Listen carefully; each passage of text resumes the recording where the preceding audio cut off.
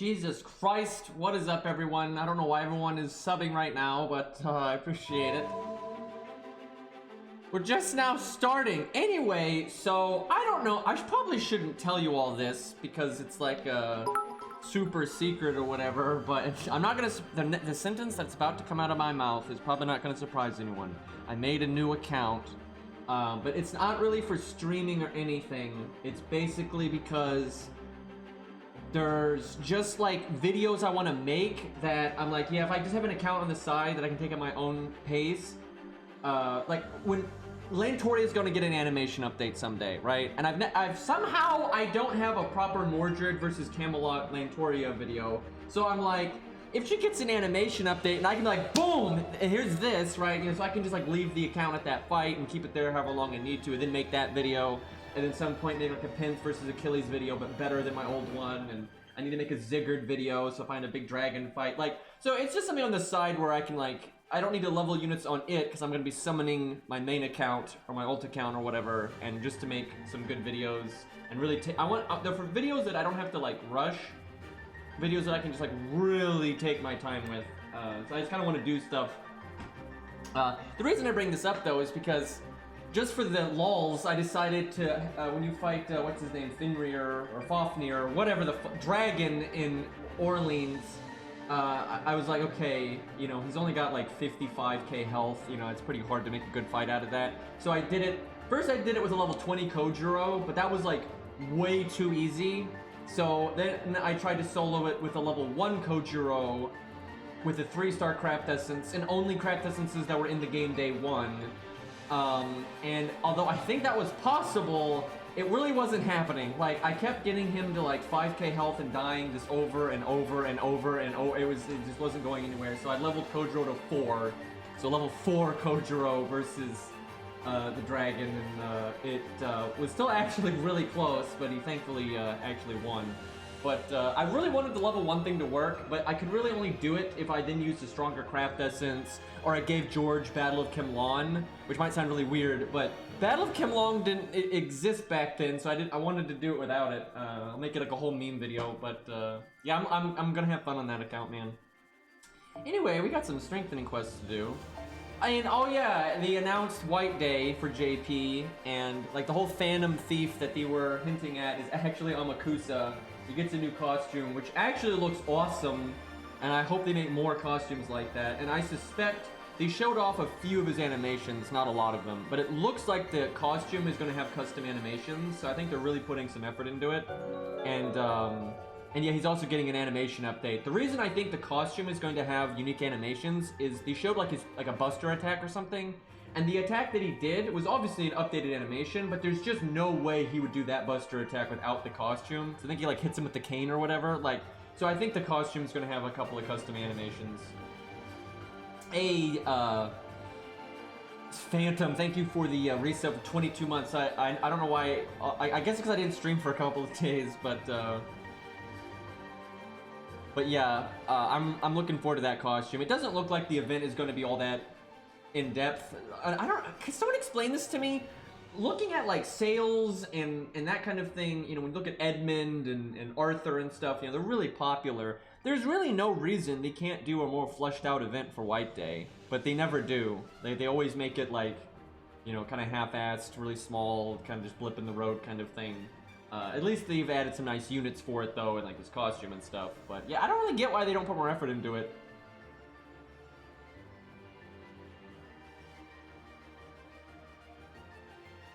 Oh yeah, that footage is Elden Ring, but it's probably a pretty old, like placeholder-y footage, right? That was an internal trailer that they used for like testing and stuff. So that footage is probably like, you know, 2 or 3 years old or some nonsense, so it's probably not going to represent the final product necessarily. But it was still interesting to see just something from the game, for God's sakes, because, you know, we haven't heard anything about it in a while. But yeah, it's probably pretty out-of-date footage, I would imagine. But hey, you know, I'm just glad the game still exists, so... Alright, let's get some of these strengthening quests and whatnot out of the way. Who do we need to... Okay, these are interludes. Probably should do the strengthening quests first. But yeah, I might stream that new account some just because, but pretty much anytime I get to a boss that I might potentially want to make into a video, I won't, right? And I'm seriously gonna just hold on to that account for a long time. When every video I make from that account, I'm not gonna rush to make, because I can always make videos from my other accounts. That account is for like if I want to do something very specific, and I want to really put effort into it and take my time. So yeah, I'm not gonna be making videos from that account very often, but the nice thing is I don't really have to farm on it at all, because it's mostly going to be about soloing for the most part, and I'll be mostly summoning stuff from my other accounts.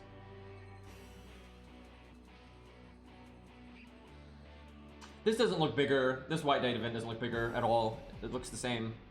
Like, they do, I hate to say this, but they always do this with White Day. They try to make it look like it's a big thing, but they don't. It's always a really small, like, remember they had that Moriarty one? Remember? It's like, that was not a fleshed out event. You know, yes, it had a story, and like, oh look, it's a story, guys, it's a whole thing, but it was such a small story. There was no new servants, it was just a fancy costume, right? It was just a costume and like a really watered down story that was almost just there, just as like filler, right? It was such a minor event. This looks exactly the same, because this is kind of what they always do with White Day. There's either no story or a very light story, and then there's either a new unit or a new costume, and that's pretty much it, right?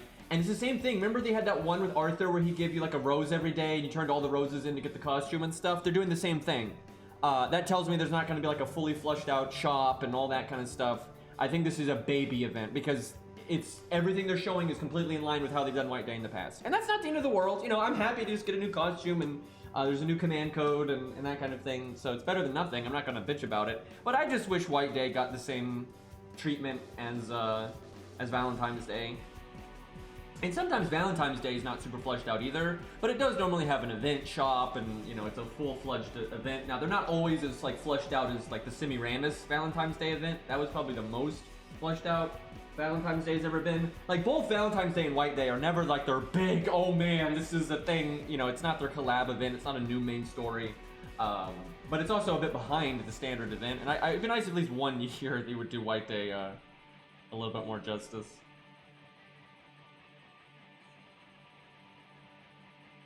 That's a really good idea, Cyber. That could be pretty fun.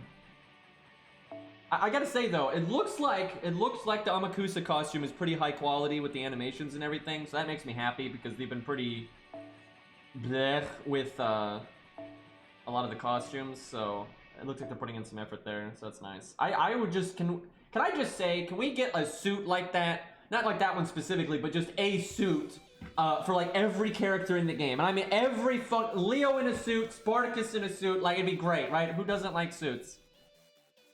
Just, you know, give one to literally the whole cast. It'll be fine. Alright, what are we, doing here? Let's solo, I guess, with somebody. This is not my solo page, so I don't know why I'm even doing that. Okay, we get cat time. There we go. Nothing could go wrong here.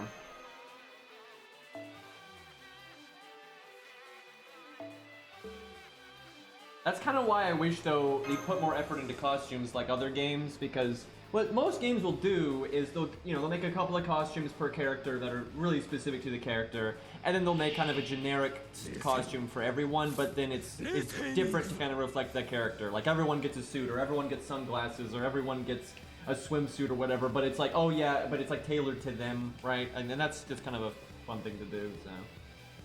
Lobo in his suit. You'd make it the mercenary on top. Yeah, that'd be odd. I mean, I guess you could try, but Yes.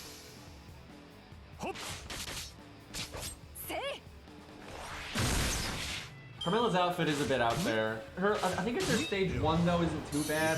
Her stage 3 is pretty whack though. I mean, she's literally like wearing a cage, right? It's pretty over the top, and I mean, I guess Carmella's a bit over the top, but still, yeah, her stage 3 is pretty silly. Yes.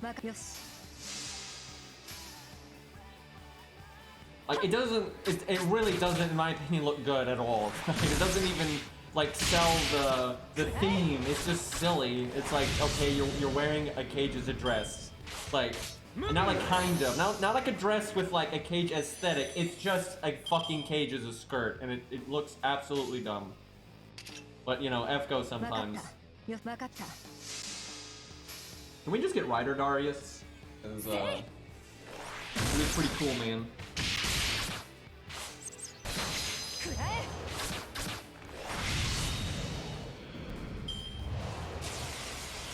I think the main reason we're just not gonna see a lot of skins very often is because they probably feel like they can't charge for skins anymore because they already set the standard of them being free. And that was definitely a mistake, but I really feel like they could still do it. You just have actual PR, for God's sakes. I know Japanese companies like gaming are just horrible at talking straight and having good PR, right? But like you basically just come out, right? You make a YouTube video, you put it on your official website, you know, actually get out there and talk to people, for God's sakes. And you just, you know, be like, okay, so we're gonna start making more skins of higher quality and we're gonna charge for them, but you know, we've always made free skins, so we're gonna try to make sure every year we still put out the same number of free skins. Just like, you know, we only get 2 or 3 skins a year, if that, right? We literally only get 2 or 3 skins a year anyway. So if you just give out 2 or 3 skins a year that are free, and then you start making, you know, you put a lot more effort into making more skins that you can charge for, and that's justify putting it, you know, if you need to hire new artists, because that's probably what they'd have to do. If they wanted to really start putting out good quality skins and, you know, really make a lot for a lot of the characters, you're gonna have to hire new artists. That's pretty much all they do, right? Like in-game artists. And that's gonna cost money. So you have to be able to justify that by actually charging for the skins, right? But then we'd actually get stuff, man. Like, shit, I think it'd be awesome. Do I NP here? I'm gonna say yes. I don't want to get punched in the face.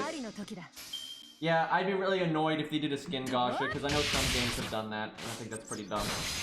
That is not the way to do that.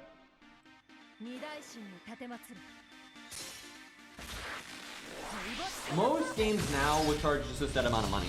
They just like, if you spend this much money, you get the skin, and that's that. That's what most of them do. However, there are some that have done other methods of doing it, but most of them do. Like, it's like you buy this much SQ, you get skin, and that's just how it is. But I think it's, what is it? Girls, was it Frontline or something? I think that one, they're in the Gasha, which is kind of awful. But what I've heard of that game is like getting units is unbelievably easy in that game. Like getting rare units is incredibly easy in that game, but then getting the skins is not, and that's like where they make their money. Boy, this would be a weird fight in lore right here. This would be such a fucking weird fight in lore. Do I go for... Why did I not... Well... Okay, so I didn't use my anti gain or any of that. I'm trying to think if I go for another... I think we just go for crits. Hit it really hard.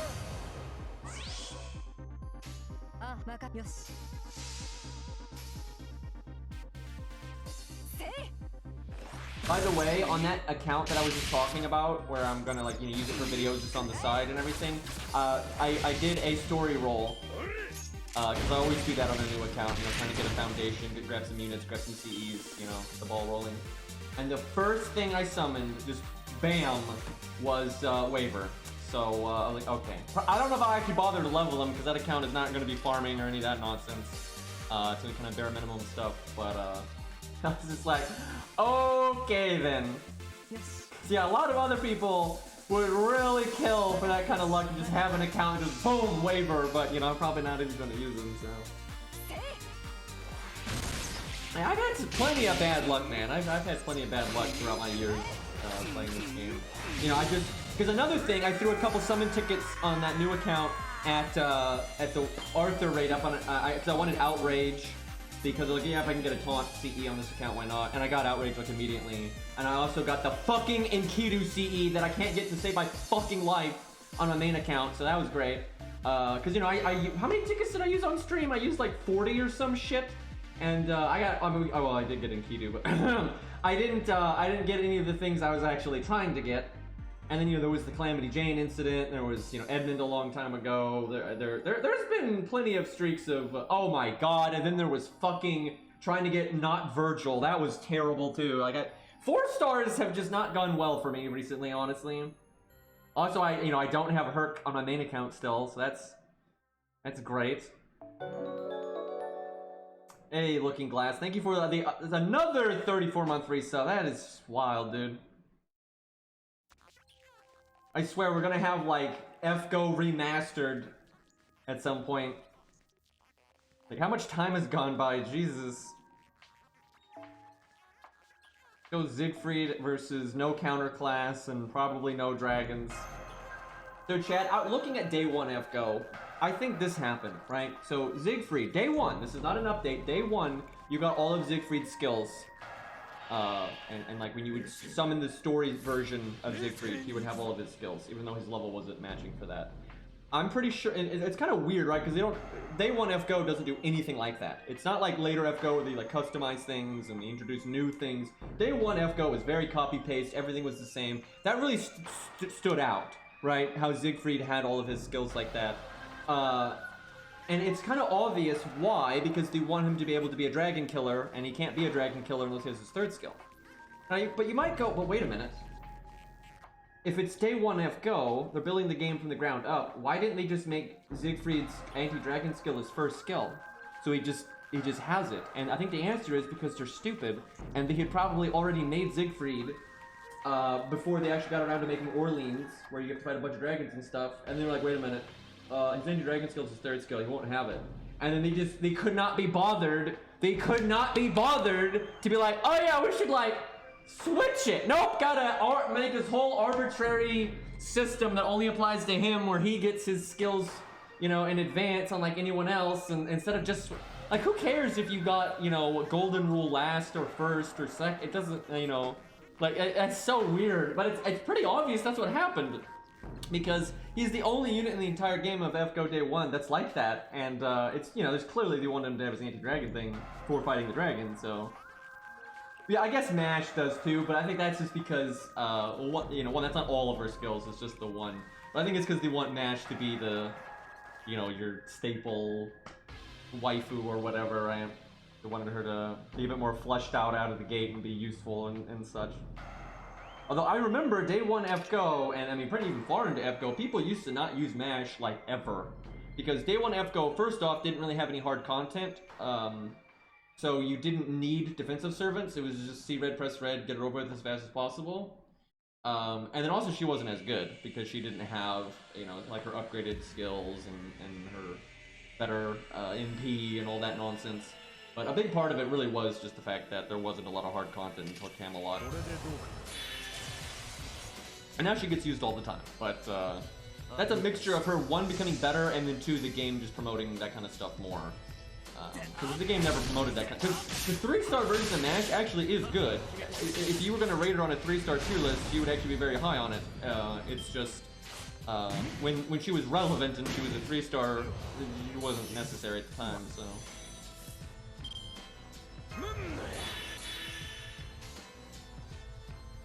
And then you had day one Waver, who didn't have the MP battery aspect of his skills.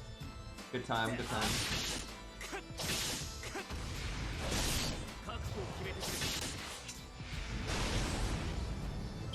I tell you though, there are some things about day one FGO that are actually good, and that I miss. Now, NA day one was pretty different than JP day one, because just a lot of things were different, like quality of life wise and that kind of stuff. But some of these things are for both. Like for example, you could get ley line in regular summons, raid up or story, and that was great because if you did any summoning, you were probably pretty quickly in an account's life, you were going to have a limit broken ley line. That is really useful because it's just a universal, very easy to get 50% starting NP, right? And back then we didn't have, it wasn't like a standard thing to have lots of events that gave out 50% starting in PCEs. That was not a thing at all. So it was just a universal, you know, handy thing. But then eventually they moved it out of story and they only put it in FP, which I think, I still hate that because it's better than most of, and I swear they did that because they thought people didn't want to get it. It's such a, let me make stars here, but it's such a, it's so much better than the other 3-star CEs that are in story summon and raid up summons and stuff that it's just a shame that it's so harder to get now.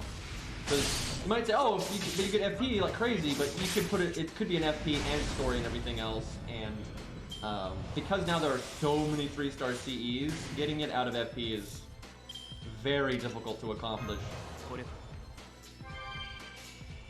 And yes, another thing, you could get K-Scope much easier. Like, there were very few 5-star CEs back then. So, and pulling 5-star CEs isn't like the most common thing ever, but it's not really that rare either. So if you're playing for a while and, you know, doing summons here and there, you were pretty likely to get K-Scope, at least one copy of it, you know, very easily. Like, you know, MLBing it was obviously still hard, but getting one copy of it was kind of nothing. This guy's defense buff is bigger than I thought. Thankfully, we crit there.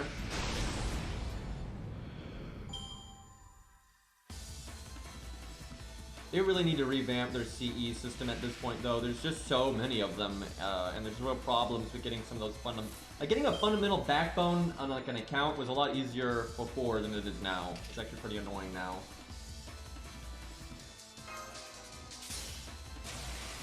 Why are these not dragons?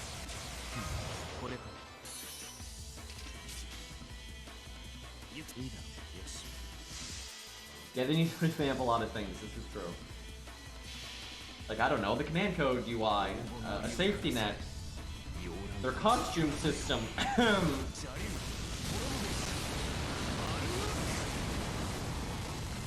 Something I really want to see them do, and they've actually done this, they just did it to a very small extent. I want them to really flesh this out. So, I think this is on NA now. I know it's on JP, but I'm not sure if NA has it yet or not. I think they do. Anyway, at some point, they went back and changed it so old stories, when you beat a chapter, would give you some mats. So you got like hero proofs here, some void dust here, you know, the golden scarabs here, you know. You don't get loads, but it's a, you know, a little extra shot in the arm to kind of help you ascend your units, and that kind of thing. It's not nearly enough, right? It's not nearly enough. But if they would like flush that out, so every time you beat a chapter, you got maybe a few more mats and a bit more varied, and then also some XP.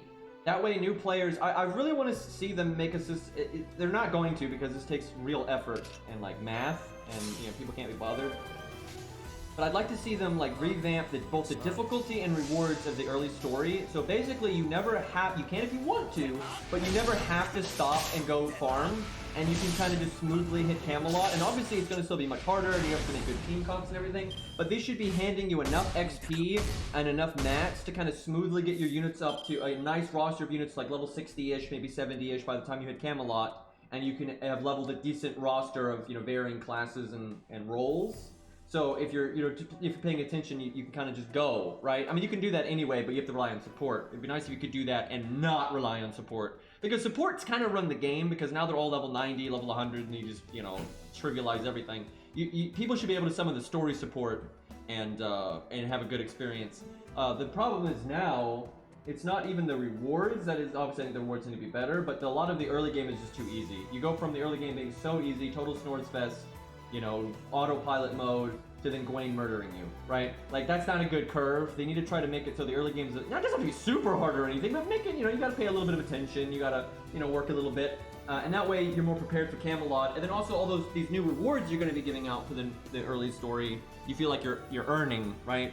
I really think they should do this, because it would be a much better new player experience, where if you can kind of get into the game, focus on the story, have some fun, you know, fights, get some loot, and level up a nice roster. Because there's a lot of good things about FGO day one, or just the early, it doesn't day one, like just FGO when you get into it, that are better than a lot of games. The amount of new characters you unlock, all the 1 to 3 stars, there's so many of them, and you don't like unlock all of them in 5 minutes. It takes a while, but like you're kind of just steadily unlocking new units that have different uses, and lots, you know, way more fleshed out personalities than most games and stuff. And that's really nice, right? So if you could kind of be leveling a nice chunk of them as you go, I think that'd be a really good early game experience. Hey, Lonely, thank you for the 14-month resub. Jesus. But yeah, a few XP cards per chapter, a few bronze mats per chapter and stuff, I think would really help people. Yeah, widescreen mode, though, that's what we get.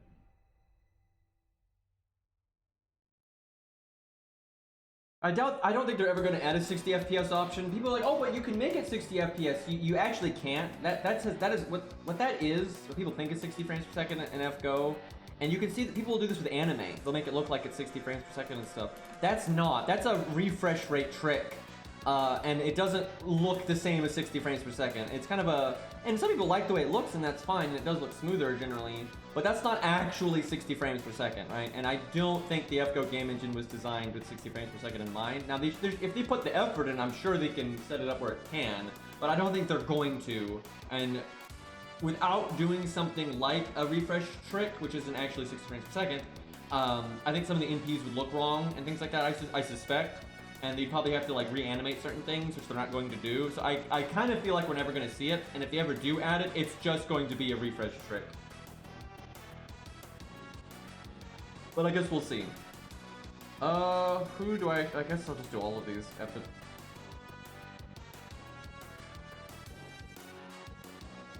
Unfortunately, DW does not seem to. I don't really get why. It is so important to have a good new player experience.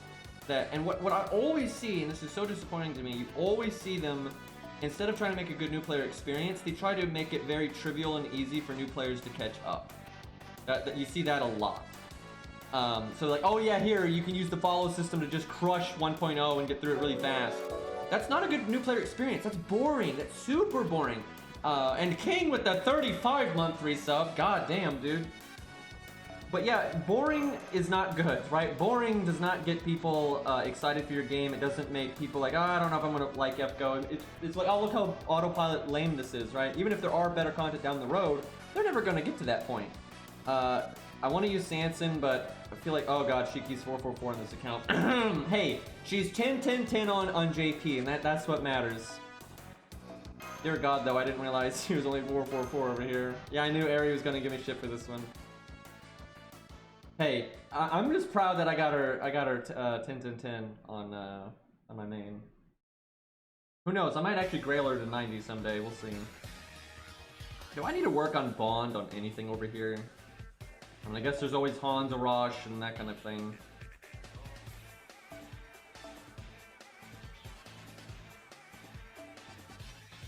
Nobody should die, so. Get that sweet FP.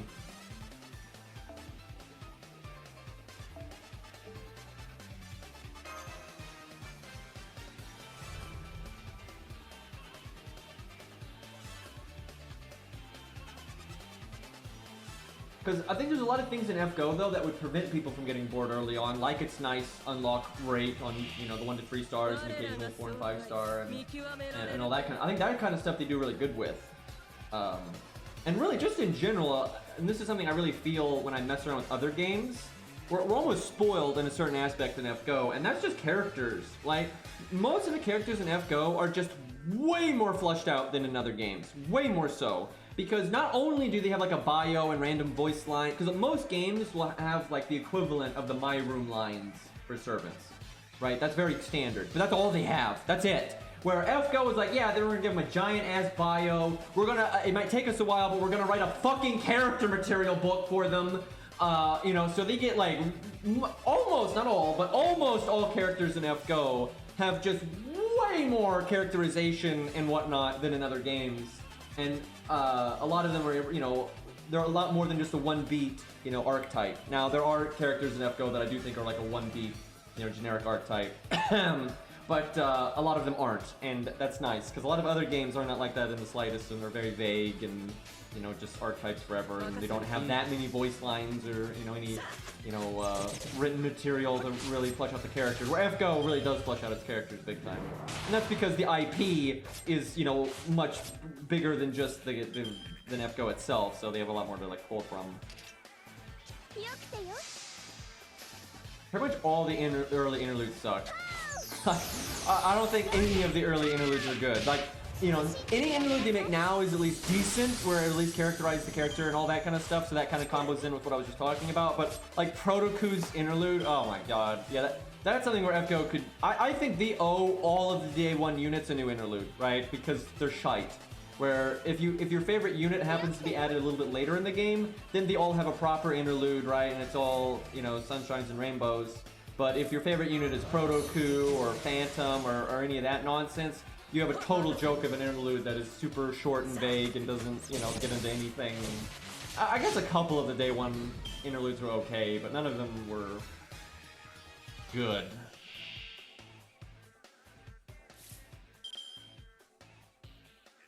Yeah, Boudicca's interlude super bad. Dude, Protoku's I think might be the worst though. I mean, Phantom's is bad and Gilius's is bad. Like but man, Protoku's is so stupid. They don't explain anything. It makes no sense. It's just you're in a dream with Protoku for like 5 minutes and you just fight random things and no one really says anything and it's over. It's like, okay. Like, wow, that really flushed out his character. Glad we got that.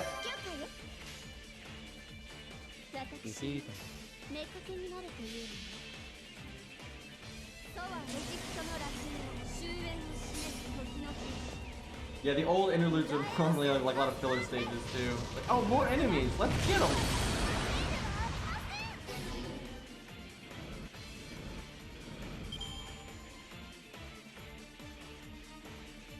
And sometimes they're a bit slow about adding interludes.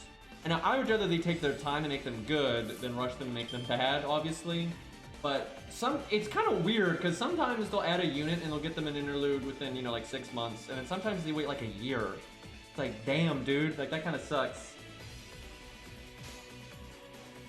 Everyone almost has their NP, but basically nobody does.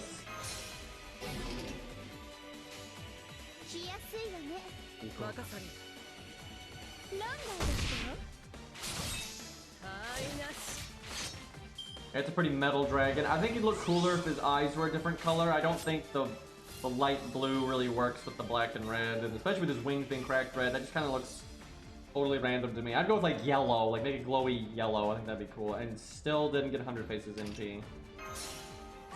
Dancing got this, level 80. What could go wrong?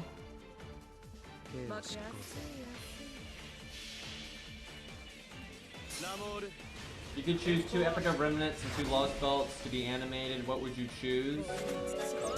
For Lost Belt 1 and Lost Belt 5-2. That is not even hard. Those are... And oh, thank you, Carpus something. Carpist. Thank you for the sub though. I appreciate it. I'm sure I just butchered your name, but you know, welcome to my channel. That's how it always goes. Anyway, so yeah, easily Lost Belt 1 and Lost Belt 5-2. I like those more than the rest by so much. I would love, man, Lost Belt 1 would be really awesome. For Epic of Remnant, this is gonna sound insane, but I kind of want it to be Argartha because I think Argartha is so bad, it would be hilarious to see them trying to make an anime out of that. Akud? I think. Thank you for the 5-month sub, man. Why is everybody subbing today and making me suck at names, dude? But like, seriously, Argartha is so bad. Imagine them trying to animate you try to make logic out of the what's his name? The Megalos fight. It's dumb. There is no world where they could have won that fight at all. It's fucking Megalos who's Herc on steroids. You know, he's still got the God Hand nonsense and all that stuff, and Columbus, and you're supposed to beat that with Kid Fergus, Dion, and Trapface. That's impossible, right? Fucking Megalos could just go to sleep and they wouldn't be able to kill him. It's dumb, right? So just seeing that be animated would be a laugh because they'd have to like just, you know, pull some stupid shit out of their ass to try to put it on screen. And I really can't say this name. Fuck you, fuck. Thank you for the 3-month sub. I swear, people are doing this now because their names are messed up. But so in terms of the like Epic of Remnants that I think are good and should be animated, I don't like the Epic of Remnants nearly as much as the Lost Belts. It's not even close. Like I don't think they're even like they're just not even in the ballpark. But probably the first one because Moriarty is awesome and there are some cool fights in that. Honestly, seeing some of the Lobo fights I think would be really cool. So yeah, probably the first one, and then fuck. What order were they even? What was the second one? The fuck is Epic of Remnant 2? I think it's Argartha. And then 3 was Shimosa, and then is it Salem? Is that what it is? I think that's the order. I can't fucking remember. I don't really want other than Argartha for the lulz factor. I don't really like any of the other ones. Maybe Salem if they like changed it dramatically, because the setting is awesome, but the execution of Salem is kind of fucked. Yeah, I don't really like any of them other than the first one when I think about it. So yeah, probably that one. Okay, what even are these names? Hortenio, 97? You fucking, are you challenging me? I mean, I guess so, but thank you for the 7 months. God, dude. So, at some point, I want someone to like sub that's just named like Gaming Bob.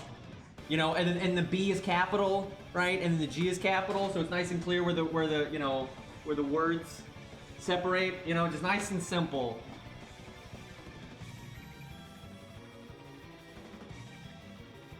Your underscore, that works too. Looking Glass, I can handle that. No capital on the G still, but that I can handle. Thank you for the 35 bits.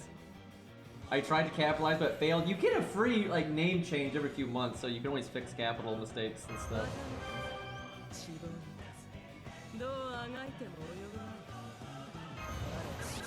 What is even happening right now? Why is this thing still alive? Did Samson just do that little damage?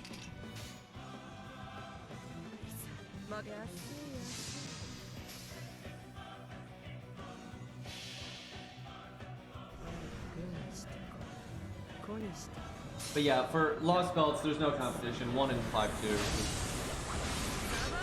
One really surprised me once. It was good. I really liked it. It had pretty good pacing. It actually explains some of the fights. You have fights happen that don't involve you, for God's sakes. You know, it had a fun cast that I thought they actually respected. A lot of times they'll use a character and just not respect them because they're not like the important part of the story or whatever, so they choose them as fodder, or they don't really flush out their abilities or don't respect what their abilities are and stuff. They're just like window dressing. Like there's a lot like that in America. But Lost Belt 1 didn't really do that. They pretty much respected everyone's abilities and, you know, planned things out pretty well, and it was all pretty believable and whatnot, so it was nice. And then, like, they actually knew what a VC Bronze character was, unlike the fucking APOC anime. It was like, we can't bother to read the book.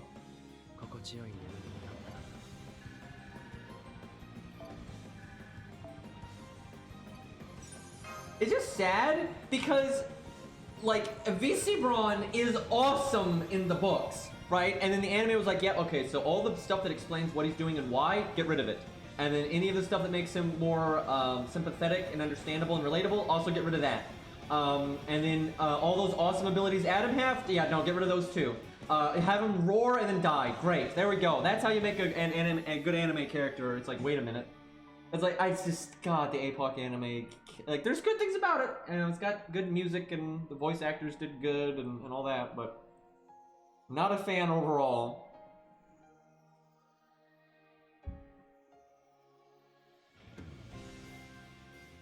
I think they probably will do some of the Lost Belts. I don't think they'll do Lost Belt 1. I don't know, the only hope Lost Belt 1 has of getting animated is the fact that it is tied fairly closely to the prologue, and the prologue kind of sets up everything. But I mean, look at how, for God's sakes, I think the FGO animes out there right now are kind of horrible if you actually just watch them in a vacuum. Like, you got the opening movie, which is kind of fine for kind of explaining the basics, but there's a lot of like talking that's unnecessary, and it just wasn't, it was kind of rushed, you know. It should have been longer, and they should have had more fights. Like, they should have shown Ku versus Curse Arm, and, you know, had maybe some of the other bad guys fight each other, and just, you know, kind of flushed it out and had a bit more, you know, it's really ABC, the first movie, right? And then it goes straight to Babylon. It makes no sense, right? If you just watch that, like, boom, boom, it's just dumb, right? It does not set, you know, you don't even, like, and then, like, what, it's gonna go straight to Solomon now, right? So, like, you didn't even build any of that up. Like, you don't have any of the stuff with the at the beginning with, like, Chaldia blowing up and, like, where that leads to. You don't have any foreshadowing for Guadia or Solomon at all, and then it's just, oh, thank you for the raid, Biscuit, I appreciate it, dude. But yeah, if it's just like OVA straight to Babylon and then Solomon, that's a pretty bad story. If you don't play the game, I think it's pretty shit, right? So with how bad that is and how, like, just lacking it is in, like, substance, so that, like, no foreshadowing and blah blah blah blah, I feel like if they did Lost Belts, they might do the prologue and then just, like, show a quick flashback to what, you know, vaguely happens in Lost Vault 1, and then go straight to, like, you know, Lost Vault 5, and then go straight to Lost Vault 7 or something, right? Like, that's how I would see the anime going. But I don't know if they would actually do Lost Vault 1. But who knows?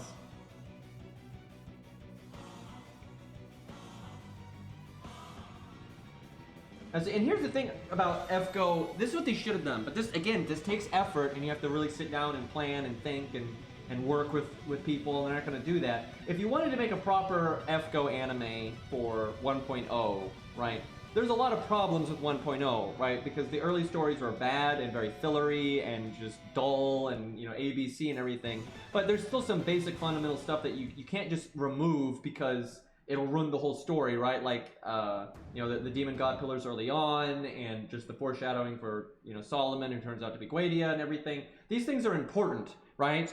So what you need to do is you give a facelift to some of the early stories, right? You don't need to do all of them. I would say if I was going to do an FGO anime, right, and I had like unlimited budget and all these things, I would do obviously Fuyuki, because you kind of have to. But I would still flush it out, you know, I would do like they did, because they did flush it out some, but they didn't show a lot of it. You know, I would have shown, like, Castraku versus Ryder Darius. Maybe you have Ryder Darius survive, but then he teams up with someone else, and then someone else then you have Curse Arm kill somebody. You know, do some shit, right? Have it be a bit more interesting, and take the time to show the characters off a little bit better than they did. But it can still be fairly short and nothing too crazy. But, you know, make it a little bit more interesting. Have Medusa do more than wave at the camera than have her head explode. You know, that wasn't the best. Anyway, but, you know, you can have most of the main beats, you know, be the same as they were. But then you gotta do Orleans, because it's like the first proper singularity and everything. And I think Orleans is one of the only good early FGO stories. It's not amazing, but its premise is fine. The premise is actually pretty interesting. Jolter's really popular. You know, setting a bunch of French servants in the French setting was cool. And it did have some, it had, you know, like the stuff with Sanson and Antoinette was a bit more fleshed out than a lot of the other ABC bullshit they do in the other stories. You still need to change it. You need to cut a lot of the filler. You know, you probably spice up some of the you know, have a bit more like variance in who kills who, instead of the player character just kind of killing every bad guy ABC like, right? You spice it up a little bit. But I think Orleans would be worth doing, and then probably Oceanus, and maybe switch what's his face to be in Oceanus instead of Septum. And then probably go straight to London, because London is really important. I think London would need the most changes, because, oh my god, its pacing was so bad in the game. But London is really important because it's when the story, like the big boy stuff, starts, right? That's when you start seeing, you know, stuff with Solomon and Guadia and the actual plan, and that sets up Babylonia, right, and Camelot big time. So I think London would be really important. And again, though, you'd have to, you know, change it and make the, you know, less generic. But then you could probably skip just straight to Camelot, right? And then in Babylon, and then Solomon, right? I think that's a pretty complete story if you could do, you know, Fuyuki, Orleans, maybe as one thing if you wanted to make it an anime instead of like a movie and stuff. But like do that, and then do Oceanus, which maybe you could cut, but I would probably do Oceanus, and especially maybe flesh out David a little bit, because David does hint at the Solomon stuff. And then London, and then Camelot and Babylon. I think that's a pretty complete story right there. And if you spice it up, I think each one of those could be a pretty good self-contained story as well, right? Like, I think Orleans definitely has the potential to be a really good standalone anime that could be really good. Even though in game it's nothing too special, but because Jolter's popular, and there's some, you know, you can have Siegfried versus Fafnir, or whatever the fuck his name is, right? And that could be a whole thing. That could be really cool. Maybe George is in there. That'd be really awesome. You could have a really good fight scene with that. And there's some compelling character motivations with Mozart and MASH, and then just Antoinette and Sanson, and Jolter and regular Joan of Arc and stuff. That's a pretty good thing sitting there. Green can't read this. Okay. Nice capital stuff there. It actually took me a second to realize that said Green can't read this, but I got it. You fucks. Anyway, thank you for the sub. I guess I was asking for that, but thanks anyway. I see that I almost said the name. Because of my support list here, I almost said that, but all right, why not? Well, what the fuck is this? What the fuck is this? And I like how it's 999. All right, well, fine, we'll do it. This is like his thing. I just like to point out though, like how much better it is if you do this instead, right? Like, this is so much better. Ku does not need 17,000 health, by the way. I'm just saying. And this will actually give me, now I will say, there are times what I'm about to explain is not applicable, but this is applicable a lot of the time, even outside of a solo. And so what I'm about to show off in a solo is pretty much always true about why this CE is not good on Ku. But in team setting, it's normally not good either, because the enemy takes quite a while to break protection from arrows in a team setting normally. So, okay. By the time the invulnerability is gone, by the time that's finally gone, my protection from arrows will probably have already been back, and potentially for a while. And so I just can't recast it because I still have the evade. And actually, never mind, it's not when the invulnerability is gone, it's when the evade is gone, right? So I have 6 hits now of I can't take damage, which might sound impressive, but a lot of those hits are going to be in diminishing returns, because I could have just recast protection from arrows, right? Where now I'm going to have protection from arrows off cooldown and just sitting there and not building, not getting its cooldown back because I can't cast it. And again, even that's what I just said is completely applicable to like every solo ever, but it's also applicable to a lot of team scenarios, because they're normally not going to break protection from arrows or the invulnerability that quickly if you have teammates. The only time that it can be good, and even this, and I've tested it, it normally is not. The only time it can be good though is if you have Ku show up last man standing, so he's kind of like in a solo, but you have no taunts, and all your teammates have died, and importantly, your Mystic Code is on cooldown. Then it could buy you an extra turn or two that you might actually need, because you don't have taunts, you don't have Atlas cooldown reduction, you don't have like those things. But even with that, the extra turn it buys you, a lot of times you could have gotten from just having a stronger CE where you kill a turn faster, right? Like there are occasionally times where it's all right, but people act like this is some tried and true amazing combo that's just so good on Q. And people ask what's a good CE for Q. People will answer with that all of the time, and it's just terrible advice because it goes so hard into diminishing returns. And all these turns that you're going to be alive, that you probably would have been alive anyway, you're just going to be doing less damage. Where if you had a damage CE, you wouldn't be taking damage for a lot of those turns anyway, and you'd be doing way more damage with that time, right? That's the whole thing about Ku, is he lives for a really long time. If he's level 70, level 100, level 90, he's going to live a really long time in most cases.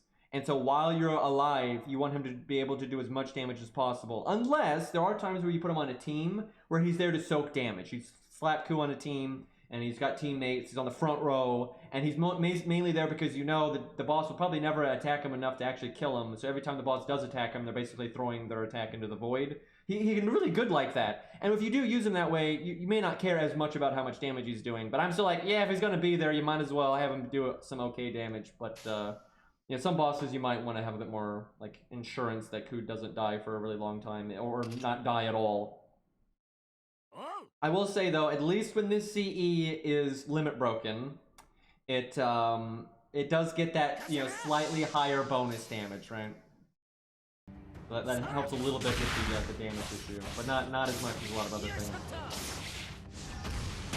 If you took the evades first though, it wouldn't really be any better, because you're still at some point you're gonna well, I guess it'd be okay if like you kept taking the evade early, like so you have the original evade and then goes to the new evade instead of going to the invulnerability. I guess that would be better. But yeah, it doesn't work that way, unfortunately. I was thinking, my brain for some reason was thinking evade, then it would take invulnerability, then it would take the new evade, but if it kept going to the evade, I guess it'd be alright then. It still would depend on context though. A lot of times, like, you just get so much out of a CE that like min-maxes his damage.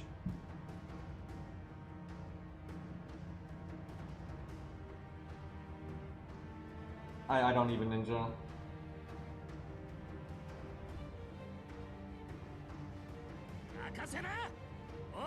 This dramatic music when I'm fighting a wyvern.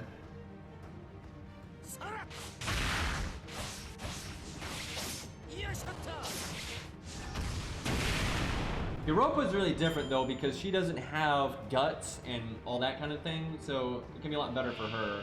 And I gotta stress this CE is very good. It's a god tier CE. It's just not generally that good on Ku. People, I don't know why, people don't actually test anything. People have this idea that you want to double down on Ku's survivability, but you almost never do because it's so much diminishing returns. Like, I have seen so many people say that stupid fucking craft essence from CCC, the Sakura one, is good on Ku. It is horrible. Like, that is way worse than the CE we're using right now. It's way worse. Because you're gonna go so long before that HP even comes into play, and for like those 10 turns, you're gonna be doing way less damage.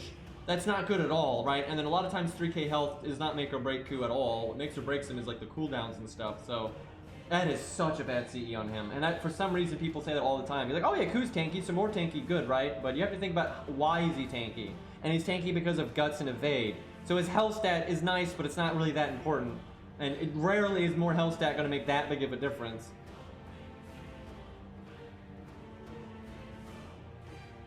Guess I NP here.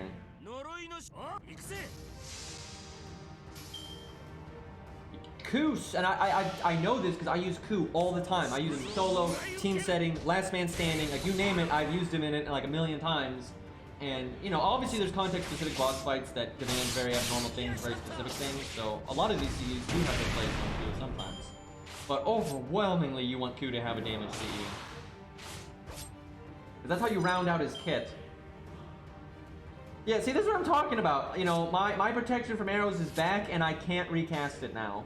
So, you know, that CE bought us like a turn, maybe a turn and a half, but I'm going to be wasting that just not casting my evade.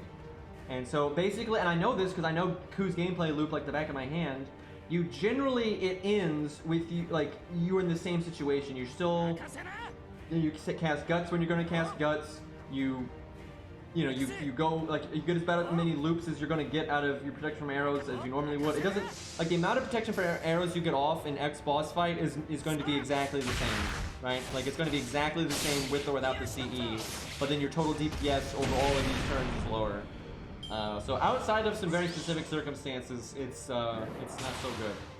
Funnily enough, though, even though it's not like meta, it's still not terrible because it does give you burst survivability at the start if for some reason you need it, and then that flat damage does add up. It does, like it applies to every attack you do. So it's a chunk of damage every turn. It's certainly not as good as having like Golden Sumo or something like that, but you know, it's okay. It does something, and you've got it stacks with Divinity, so it gets past, you know, damage, things up, and damage cut and stuff, so.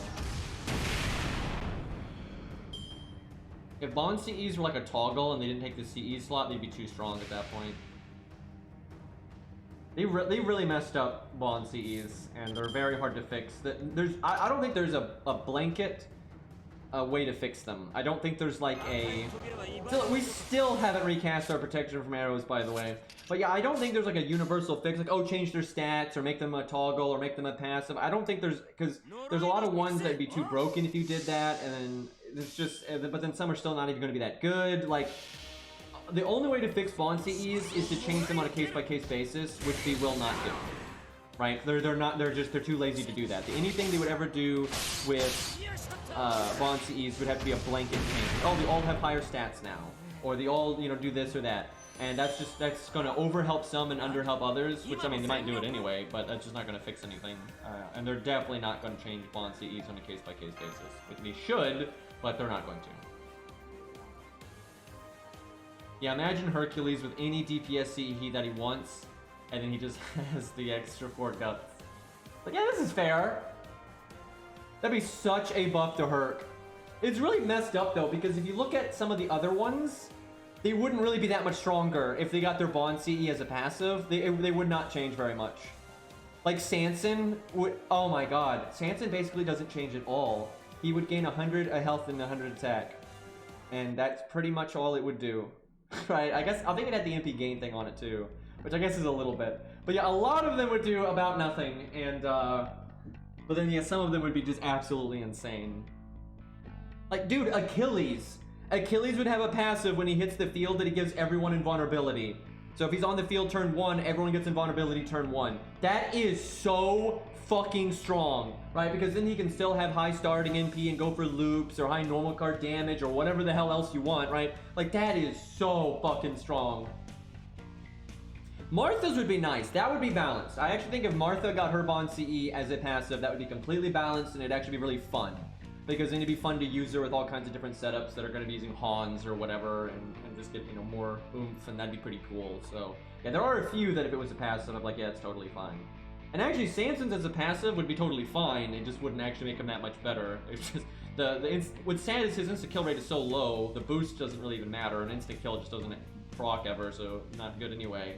But he would get the NP gain, which is something. Kuz would actually be good as a passive. Kuz Bond CE will never, on any circumstance, ever be on par with any proper CE that you could give him. Like, not even close. Because it just needs so much time to even get a little bit of value, and then it's RNG if it gets value or not, right? But it does have the NP thing, and so it'd be a flat NP buff, and then sometimes he would get bigger crits. And, you know, that alone does not, you know, beat out a proper CE, but now you're gonna have a proper CE and just have a, you know, a straight NP upgrade and occasionally have slightly higher crits and stuff. So that would be disgusting. And Coup Alters would be really good. Although Coup Alters actually would not be that good. It'd be okay, but it wouldn't be that good because his guts doesn't stack. And so Coup Alter is absolutely one of those people that can cast his guts ahead of time, and then by the time it goes off, he's about ready to recast it. But if you have a gut CE, you can't do that. So if you cast it early, you get to guts twice. If you have a gut CE and you can't cast it early, you get to guts twice. There's no difference, right? The only difference is the CE is a bit safer and you can't fuck it up. You can't go, oh shit, I did that too soon, or oh shit, I did that too late. It's just a guarantee to get it twice, which is, it's certainly nice, but your peak performance is actually exactly the same. Although he would also, I think, doesn't his have guts and an NP damage up, so he would still get like a generic NP buff that way, which is, him doing more NP damage would certainly be very strong. Let's show off how disgusting Jack is. This is just a vanilla level 90 NP1, not even remotely fancy, and it's still just gonna shred everything. Yeah, Hijikata would, if his Bond CE was a passive, that would be very strong.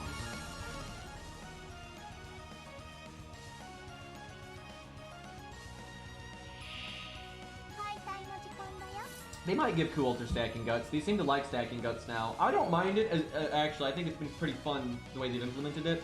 I especially like it, though, as long as it's only the specific part of it is stackable. So it still kind of limits what you can do, right? For example, you can't stack, you know, Herc Spawn CE and Anniversary Blonde. You still can't do that.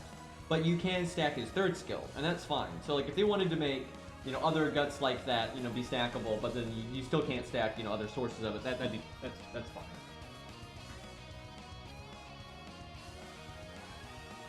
Oh Jesus! Good timing, Beastly. We were just talking about that. The monster. What even is Medusa's? I know it's the island. I don't remember what it does. I know it's bad. I know it's bad. I remember Medusa's Bond C is trash, but I can't remember what it does. But maybe as a passive, it'd be good. I bet you it's some weird thing like NP gain for the team or something like that. That's an opening hand. Wow, these dragons have more health than I would expect out of a trash wave. Party NP gain 15%. Wow, I was literally just throwing that out as a joke because like that was an example of something to be completely stupid. But oh look, that's what it is. That's so bad. But yeah, hey, if she got that as a passive, that'd be fine. Hey, she just now has better NP gain, and so does her teammates. That'd actually be pretty nice.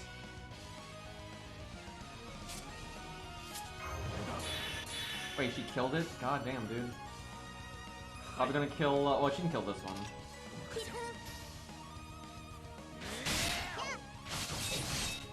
I do think Bond 10, though, is just so disappointing, and I really wish it unlocked something that made the unit better universally. Now, it doesn't even have to be the Bond CE. If they just implemented a new system, like, you know, it'd be nice where... And I've always said, I really like the idea of doing what they did with Angra, where they have a buff that you can get, but only if you're Bond 10. And I think that's such an elegant way to address units that are kind of in that weird area where they're, you know, maybe best in class, but not necessarily overpowered, right? Like Ushi's last buff that she just got, if that had been a Bond 10 buff, I think that'd have been awesome. Because she's, you know, Ushi's amazing and Leonidas did die. Oh, God. Anyway, yeah, Ushi's already like one of the best single target, you know, budget riders anyway, but she's not so good that you couldn't buff her. But so yeah, making it a bond 10 thing would have been really cool. And it really rewards people for putting in that effort. I love how anytime my taunt doesn't die like that, they just have to do that. Like, they just have to do that. Okay, he fucking crit, and then he quick charged into his NP, at least he hit Leonidas. Can you imagine if he hit Jack with that? My god, man. That could have been so disastrous.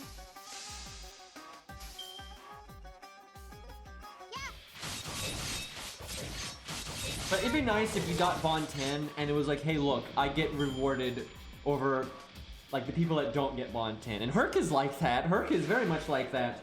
But most of them aren't. It'd be nice to just have a little, especially because you have a lot of universal units that almost everyone levels and maybe uses sometimes, but they don't, you know, they don't like use them all the time, and they don't try to get them Bond 10 and stuff. Like, a lot of people level Ku to be their budget Lancer to, you know, murder archers for them, but they're not like the Ku guy. They're not like, oh yeah, I really like Ku. They're like, yeah, Ku is cool, but, you know, he's not my favorite or anything. I just leveled him because, you know, he's practical. And that's fine, you know, it's good that they can level units to fill that role. But then for the people like, yeah, I really like Medusa or Ushi or whatever, you know, they get like a little bonus thing for actually getting to Bond 10. Whereas it is now, most units get nothing for Bond 10. Like, they get nothing. You get something for Bond 9, because you get like an Apple or SQ and stuff like that. But you don't get SQ for getting Bond 10. And most Bond CEs you will never use, and if you do, you're actually hurting yourself. So, speaking of Medusa, she's about to have a bad time, unfortunately.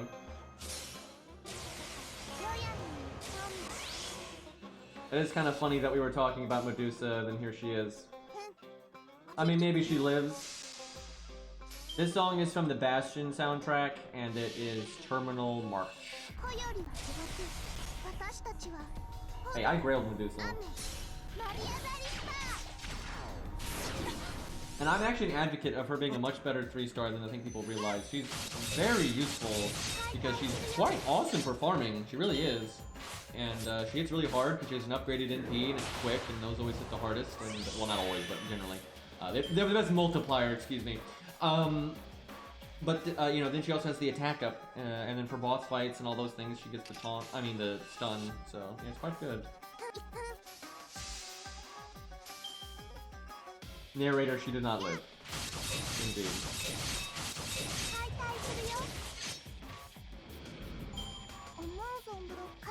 Man, Jack's old stance is really dumb looking, by the way. Doesn't have the animation update on an A, I see.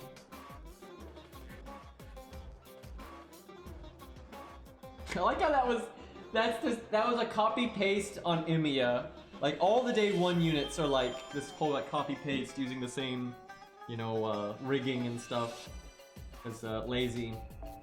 And you basically make the puppet and then apply the same rigging from another unit. You know, like all of the sabers, like Artoria and Caesar shared animations, dude. Like, you gotta be kidding me. But yeah, Emiya for some reason had the same stance as Jack there. It was really bad. I think a couple other ones did too. Did Siegfried? I know Siegfried had a really stupid day 1 stance. All right, another buff down.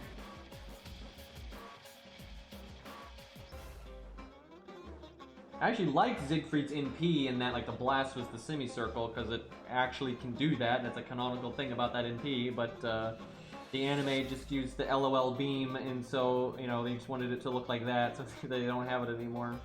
Which is unfortunate. Broken spine. Here, let me look. I can't remember what he looked like exactly. Let me look this up.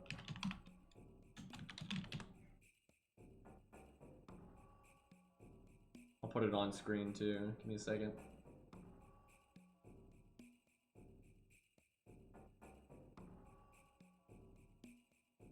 Oh boy. Oh boy. Yeah, that's not the best thing I've ever seen.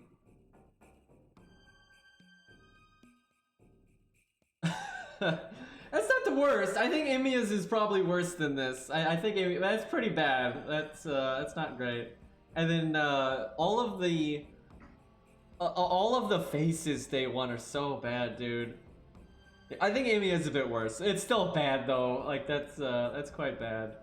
And I think Ushi is the worst day 1. I've been convinced of that now. Ushi was just, like, what a joke. I mean, I swear they drew her face in like 7 seconds, and they just like, yep, that's good. Just go with that one.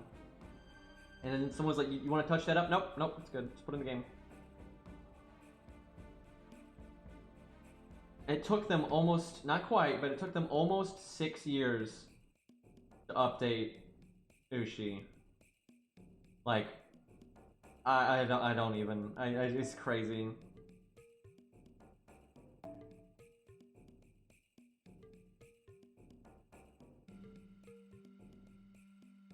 Look at all these Marthas.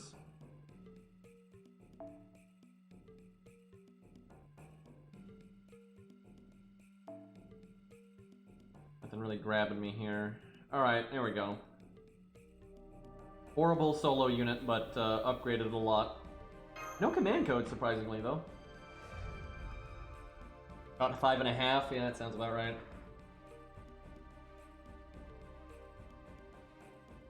Wow, Beastly, that's prep right there. Imagine if they gave this version of Lancelot the helmet or something. Although I really stand by they should give it to one of the white armors, because that's the unique thing about Saber Lancelot. I think Stage 1 Lancelot should not have helmet, Stage 2 Lancelot should have helmet, and then Stage 3 should not. Or, they keep it exactly as is, and they do like they did with Lee, where he gets like a throwaway costume that, you know, you get with mana prisms, and it's just a helmet, right? How they gave Lee just the sunglasses, right? Just, that's easy. Like, that's so easy. Like, why not do that? I really do find it annoying if they don't. Because a lot of people want the helmets, and I get it. A lot of people don't care for helmets. They want to see their favorite characters' faces, because a lot of the personalities in the face, blah, blah, blah, blah. But, you know, a lot of people like helmets, and a lot of personality can be in the fact that you wear a helmet, and also what the helmet looks like, right? I always thought Top Gun, the movie, did a really good job at that, because you absolutely cannot have a movie. You just can't. The level of stupidity if you have a jet fighter movie where they're not wearing their flight masks is, you just can't. That is stupid, right? That is beyond dumb. You must have, if you're doing fucking dogfights and shit, you must have their helmets on, right? And so what they did was they'd put like, you know, stickers and different colors on the helmet so you know who was who, and it also would kind of personalize the character. You could do the same thing with helmets, even more so with medieval helmets, because there's way more variety in the shapes and sizes and the plumes and the painting, and you know, you're almost endless things that you can do with helmets. But I really will stand by that they should always have a version of the character without the helmet, because some people don't want them, and that's fine. And so by all means, have versions of the characters if people don't want the helmet. But for God's sakes, when you're adding all this medieval armor, can we get some helmets, please?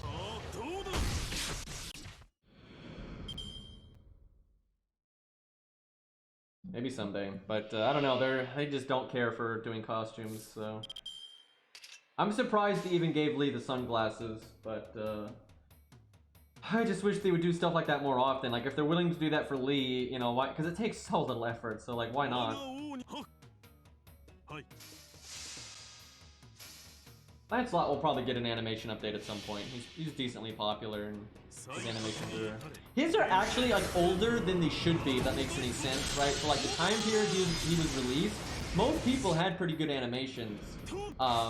His are pretty phoned in, I would say. I mean, certainly his are better than day one animations, but not by light years, right? Like, certainly not. But he was released alongside a lot of people that have significantly better animations than him. I almost wonder if he had actually finished his sprite work well before he was added to the game. That would explain why it's like that. They probably will buff Lancelot at this point. I mean, I think Lancelot has always been a good unit, and I think he always will be. I think he's still if you're fighting a Berserker or a Lancer boss, or for some reason you have to be at neutral, it is still easy as fuck to get just so much value out of Lancelot and just melt bosses. He holds up just fine. There is no world where you're like, oh man, I'm using Lancelot and I just can't kill this boss. That's not a thing. Like he does more than enough for a DPS unit. Now, obviously, I would say Sitting Master is better than him now, and things like that. But someone being better than you doesn't mean you're not good enough to get the job done. Lancelot is more than good enough to get the job done. However, just because you've got not Virgil now and Sitting Master and everything, I'm like, yeah, they should probably buff Lancelot. I just hope they don't give him survivability. Just make him even more damage. That's what's always been fun about Lancelot, is he's just so much damage. And he actually can still do more damage than Sitting Master and not Virgil. It's just not enough extra damage to warrant how much better they are at like everything else and like longevity and that kind of stuff. Yeah, I totally agree, Ari. His animations, even though their quality is a bit higher than other ones, they're not good animations. Like, there's no footwork going on, which looks terrible. Like, it never looks good when you do it either way, where the upper body is swinging a weapon around and the lower body's not moving, or if the lower body's moving and the upper body's not moving. That always looks really bad, be it 3D or 2D, and he's very much like that. So it's not good. Absolutely, his animations are not good. But I do think they are, I mean, God, they're way better than, you know, fucking caster balls and shit like that. And at least his sprite looks okay. It's certainly not their best, but it's definitely better than day one. Like, yeah, of course, at this point, now that we've updated so many people, I think it'd be totally okay for them to do a Lancelot animation update.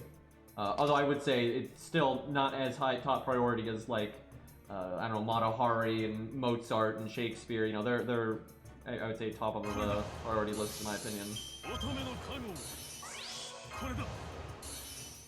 Yeah, Lancelot's not about NP damage. His NP damage is okay. He can throw out some okay damage because he gets the art up and stuff. But Lancelot's thing is almost just constant barrage of medium damage, if it be it crit or NP, because he has a really smooth curve of, like, you can just crit NP, right? He can do that so easily. That's like his shtick. He's so self-sufficient in a team. Okay, let me explain something about Lancelot. This is why Lancelot is so efficient in a team, and this is why he's also not good in a solo. Lancelot, all on his own, his teammates could be Hans, it could be Castoria, it could be Asterios, it could be Billy, it could be Europa, it doesn't matter. His team can be whatever the fuck, right? So like if you really need to bring Asclepius because of anti-debuff, or, you know, it doesn't, you're not gonna be like, oh no, I have to bring this specific unit. Now Lancelot won't work. That's not a thing. Lancelot will always work because he makes enough stars to basically crit every time he gets a card with just his skills. This skill right here makes enough stars that with his absolutely nutty, there is such a difference between high star absorb and then Lancelot. Lancelot's star absorb is just ridiculous. There's just no world where he doesn't yoink like every fucking star ever. So if Lancelot has 2 cards and you've got like 20 stars, he's getting all of them, right? And so he can crit so easy with the fuck all stars, right? And then he also has a star bomb. So if you got that one turn where maybe you didn't have his 3rd skill up or whatever, you got star bomb, also battery. His NP gain is quite good, and then not only is his NP gain good, but he's always going to be critting with his art cards, and so he gets his NP like just nothing. He's just getting it all the time, and then his NP, although it's not the hardest hitting, it still does a sizable chunk of damage. So you're getting massive damage out of your crits because he has a 3-turn, not a 1-turn, a 3-turn star absorb, a 3-turn star gen, a 3-turn crit up, and then a star bomb and an NP gain. So basically, you're going to be critting loads, you're going to be getting NP gain like crazy, you're going to be NPing a lot, and that's going to go into more crits, which is more NP, right? So, I mean, his damage output is phenomenal. And then you summon your friend, like, you got Lancelot, and you summon your friend's Castoria, and maybe use your Hans or whatever the fuck. I mean, you have no damage problems. This is bullshit if anyone thinks Lancelot is, like, slacking on damage. You're fighting a Lancer boss or a Berserker boss, or if you're having to fight at neutral against whatever, like some weird, side class, or you're fighting a ruler and you don't have an Avenger, Lancelot is going to keep up just fine. Best damage in the game? Not necessarily, but you are going to be throwing out NPs and crits like absolute candy, and if you're losing, it's probably because of something else on the team. It's not because, oh god, I just don't have enough damage. That's not a thing. It's like, it doesn't matter if someone else's NP does more damage than his, because his still does a solid amount. It's not even close to the best NP damage in the game, because it's not upgraded, and he just got the 1 art up from his NP. It's nice, but it's not like that big of a deal. But it's still an NP, for God's sakes. It's still doing plenty of damage. Yeah, Hans Lancelot is generally a pretty great combo. Now, why he's bad in a solo, because all those things I just described don't matter. Star Absorb does nothing when you're soloing. It does nothing, right? And he has every card every turn, right? So normally, Lancelot will have on average, 1 to 3 cards per turn, right? So they're getting, whatever stars you have are being funneled into a smaller hand, essentially. They're being funneled into a 1 to 3 hand. Where in a solo, you're getting 5 every goddamn turn, so literally nothing changed. And his star gen is good, but it's not good enough to feed 5 cards, right? So if there's no star absorb thing going on, he's going to be lacking in the he's not going to be critting as reliably as he could in almost any other scenario. You know, a cool way to buff him would just be buff his NP, but I don't know, I kind of would want them to focus even more on just the reliable critting. Make his fucking, like, crit up last 5 turns. Let's get crazy with this shit, right? Like, you know, and make maybe the crit up bigger, just focus him even more on what he does. The one thing that would piss me off, I would not be mad if they buffed his NP, that's fine. But the one thing that would kind of annoy me is if they gave him survivability. Then he's like everyone else. Then he's so much like Sitting Masters. Like, yeah, he's just well-rounded and blah, blah, blah, blah. I want them to really double down on what makes him unique. Just give him have Lancelot just do way more damage than his brethren, if you will. Although, I will say, I guess, although that would be cool, it is kind of useless because there's a cap on how much damage you can do. It doesn't matter if Lancelot overkills the health bar by more than Sitting Master. If they both broke, they both broke. Right, and so they're both kind of at the point where they've got enough damage to kind of get done what you need done, and so almost the only thing that you still need from that point is then more utility or more survivability, right? So, but it'd be kind of dull. Like, I mean, how are you gonna give Lancelot utility, right? You're gonna give him like survivability for the team, or buff removal for the team, or debuff player? Like, that doesn't make any sense, right? You could give him survivability, you know, giving him, like, you know, evasion and stuff is totally in line with his lore. Of course he's good at evading, but it would be kind of dull. So I don't know, he will be kind of tricky for them to buff when I think about it. He'll probably get buffed though. Just make his crits AoE? I mean, on it, you know what, Fury? I don't even think that's necessarily wrong, because you have all these weird units. I bet you that at some point in this game, they're going to make a new 5-star. They're not going to do it for an old one, but they'll make a new 5-star that they're trying to make all the rage, and they're going to have an AoE crit or an AoE extra attack or something like that. They're going to do that at some point. Like, when my buff is up, then they get an AoE extra attack. I think they're going to do that at some point, right? But they'd rather do it for a new unit to get people spending money than do it for an old unit. But you could probably balance that. It'd be nuts. It would truly be nuts if Lancelot AoE'd on crit. But you'd have to, like, nerf him actually in some areas. That would really be broken. Imagine Castoria, you could just summon from your friend if you don't have her, and then Lancelot, and you're in an AoE challenge quest, and you have Lancelot just critting with all this art up, and just that would be pretty messed up. You could the one thing I could see Lancelot doing as utility would be crit down. You could probably make that work and have it not be too ridiculous. But yeah, most utility I can think of would not really fit Lancelot very well, and it'd be kind of arbitrary why you would have it. But yeah, crit down would probably be alright. Crit down is the easiest thing to justify. You don't even need a lore reason for it. Like, you punch them real good, so they're dizzy now, and it's harder for them to focus and, you know, crit, right? It's so easy to, and you can do it through, like, hexes and curses, and, you know, there's so many ways to justify crit down that it's the easiest thing to put in the game, I would say.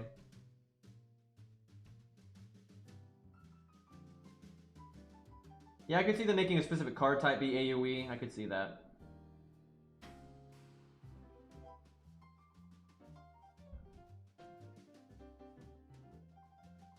Yeah, I guess defense down too. You know, hit him real hard, the armor is damaged, whatever. And that's basically what they did with Ku. I actually thought this was a surprisingly elegant way to do Bolg's effect, right? So in the actual, you know, universe, like in Fate's Day Night or, you know, whatever, if Bolg, you know, hits your heart, you die, obviously, unless you're hurt and you come back to life. But, well, I guess you still die, you just come back. But, you know, if Bolg hits you, and if the heart thing happens, you're dead, right? You die. And so there's no need for defense down. The target is dead, right? And that's what happens if you insta-kill someone, they're gone, and it does not apply the defense down.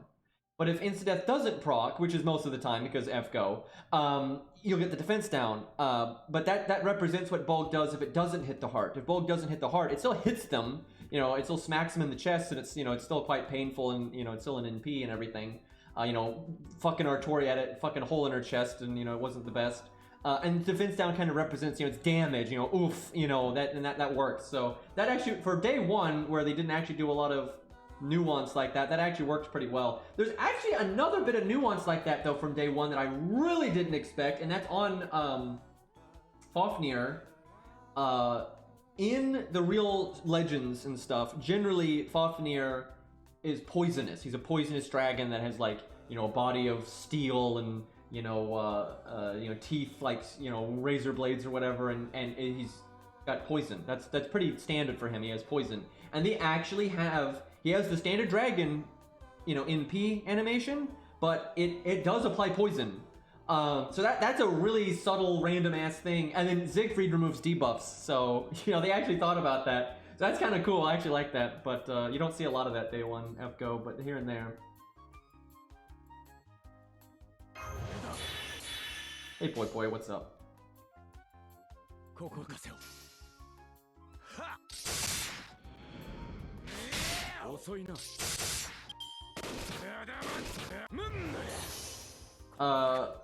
Alondite does raise all of Lancelot's stats by 1, but like I was saying, just giving him like attack up or defense up or whatever, that wouldn't really affect his performance very much, because normally the damage is not the question. That's what I was saying. Giving him even more damage would...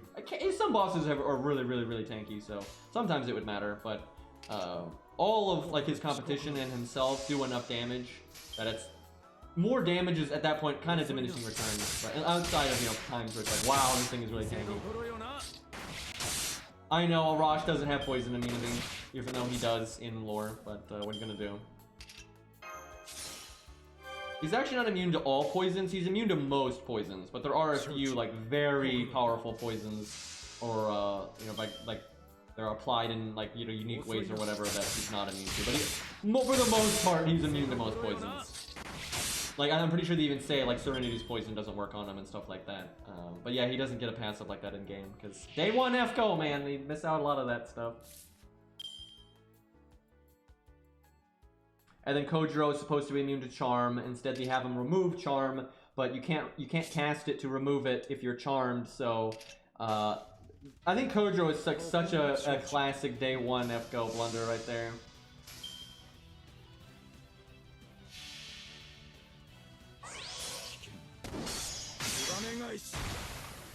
I wish they would fix that. Just like for the love of God, please fix that. Like if they might buff Kojiro again, and that's fine. But if they buff it in a way that's not that, I'm just gonna be so annoyed. Even if the other buff is stronger, I don't care. Like please, it's just so aggravating having it like not work the way it's supposed to. And like when you fight a boss like Mev, Kojiro should be a good pick because he is supposed to be completely immune to that stuff. But when you fight Mev, he's not a good pick, and that's dumb.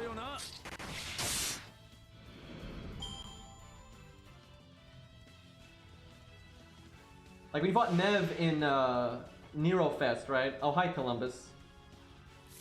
I didn't even realize there was another wave.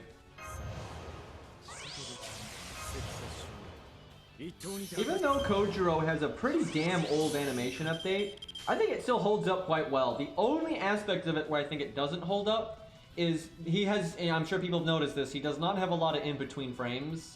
So sometimes it's a little janky going from one thing to another, but each attack looks good, right? I think all of his attacks look good, and his NP looks good, and his skill animations look good. So I think they did a good job with that kind of thing. But yeah, he a little janky with the one action to the next. He's just moving really fast, yep. It works pretty well in fast mode actually because of that, but in slow-mo it can be kind of noticeable.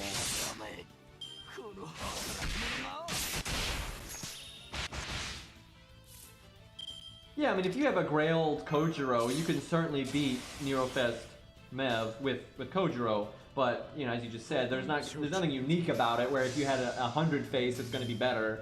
And if she's equally upgraded, she'll be noticeably better.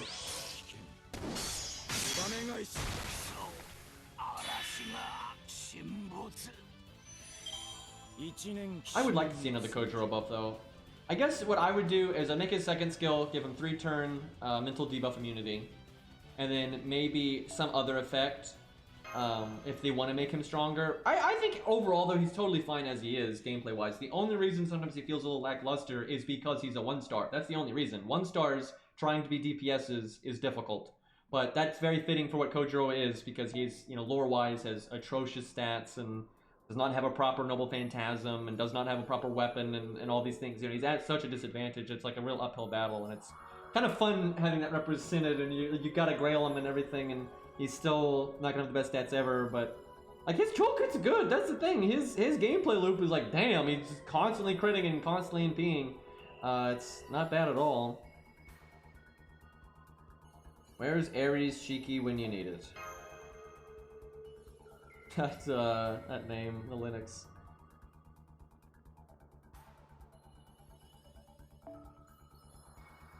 Alright, let's do something. Let's do class neutral.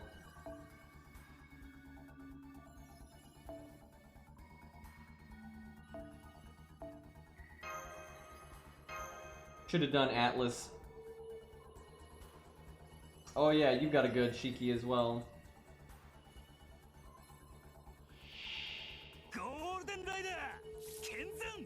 But let's see, I guess the White Day event starts... Is it tomorrow night? Because Japan's, you know, ahead of us. I like how that happened. I had a feeling, I didn't bring it up last stream because I just didn't care. Because I knew the stream was probably going to be whatever. But I remember asking people if it was tonight or tomorrow, and some people were saying tomorrow, but it actually was that night. And I had a feeling it was, because everyone always forgets time zones. Like that. I cannot tell you how many times that's happened in FGO, where people are so sure something in FGO is tomorrow, but it's actually that night, and it's because of, you know, time zones. And what's weird to me, it's not weird that people get it wrong, it's that people don't be like, oh wait, I get this wrong all the time.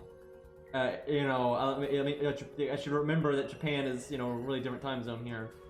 Because they don't even think it's tomorrow, as in like tomorrow morning is like, you know, really late at night or really early in the morning. They think it's tomorrow night, you know, not that it's really late tonight or early tomorrow morning. That's not, like, because that's what they were saying is tomorrow night, not that's just like tomorrow as in after 12 a.m. That's so common for FGO though. But yeah, Japan is well ahead of us time-wise. Sometimes time zones are a pain, but for me, Japan, I'm so used to Japan being such a large chunk ahead of us that I'm always aware of it. So pretty much anytime someone tells me it's tomorrow, I normally take it with a grain of salt, and in the back of my head, I'm like, there's a pretty good chance it's actually tonight.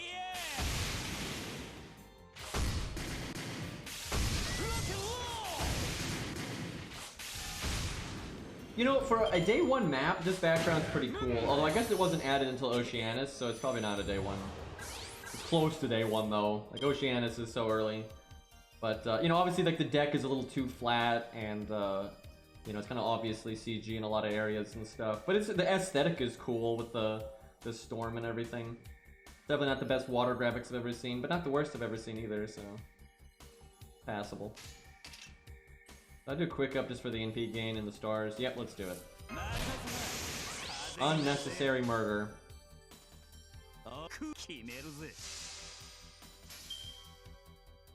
I wish there was like a gallery in this game where you could just look at the backgrounds and stuff, because especially for some of the singularities, they'll have some cool stages that you never revisit ever.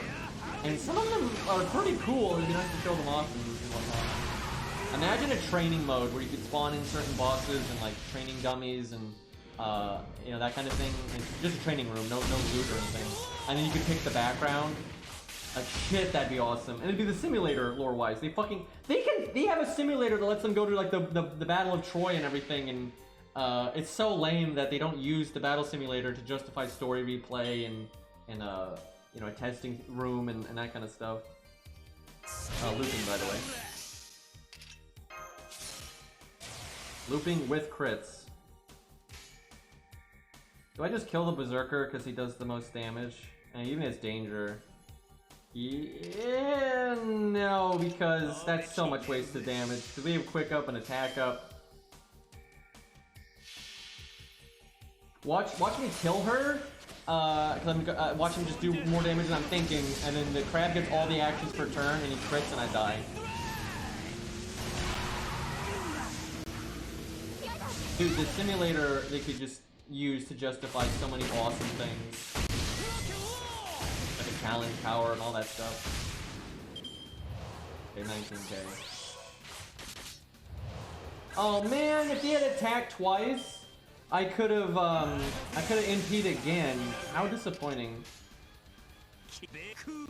Okay, I'm going for that guy now because he has crit up and crit damage up and attack up. That guy was about to delete me off the planet. Like seriously, he had double crit chance up and double crit damage up and attack up. Like fuck that. Damn, she almost killed me.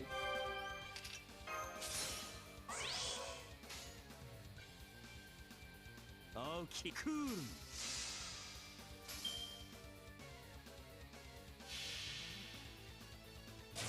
Thought he was a Spriggan for a moment. Pretty much. That was actually stronger than the Spriggan buff. Although the crit rate up might have been smaller. There's no way to know under the hood there, but...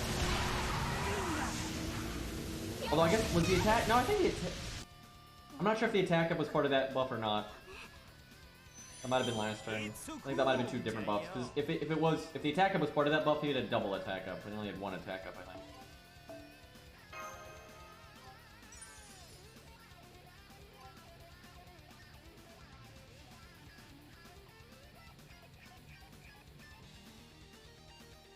I literally don't remember how their NP works lore-wise. I did read their character material book once, but that was like 4 years ago or something. The only thing I really remember about their character material book is for their explanation of their marksmanship skill. I think they have B or B+. And then in the description, it basically says, you know, their aim is so good that they can always hit what they're aiming at, right? And then Billy has it at a much, much higher rank, and his is just like, yeah, he's a once in a, you know, century genius or whatever, so they don't actually describe how much better it is than their rank, but the fact that their rank means they always can hit what they're aiming at, it kind of just tells you how bullshit Billy's aim is. Yeah, his is like A, I think it's A++, I think. I leave it pretty much just says, actually I think it does say this, like he's just the best aim, period, right, for servants. Because no one has the skill of that rank, or any skill that's equivalent to it. Like, there's an archer equivalent to marksmanship and things like that, and no one has it at a rank like his. And he also has Mind's Eye, so...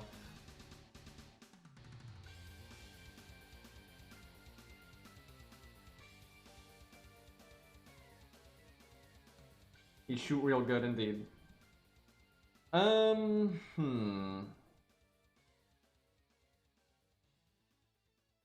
We were talking about that in Discord, and I actually disagree with what most people were saying on Discord. They were talking about how Billy is kind of like the most normal servant, and that he's just guy with gun, and he is pretty normal because of that. But I don't think he's the most normal servant because of that. Because I think he's like Lancelot is just guy in armor and sword. But I was like, oh, but he has a magical NP slash. He said, yeah, it's clearly nothing magical about Billy being able to slow down time and fire 3 bullets, not really fast, but literally fire 3 bullets at the exact same time. Totally normal, right? Like, I think those are pretty equivalent. You got Lancelot over there with, you know, magical sword go boom versus guy slowing time down and, you know, firing, you know, 3 bullets at, you know, at the exact same time. I think this is pretty equivalent. You know, they're both pretty, you know, down to earth. You know, Lancelot is an anime knight.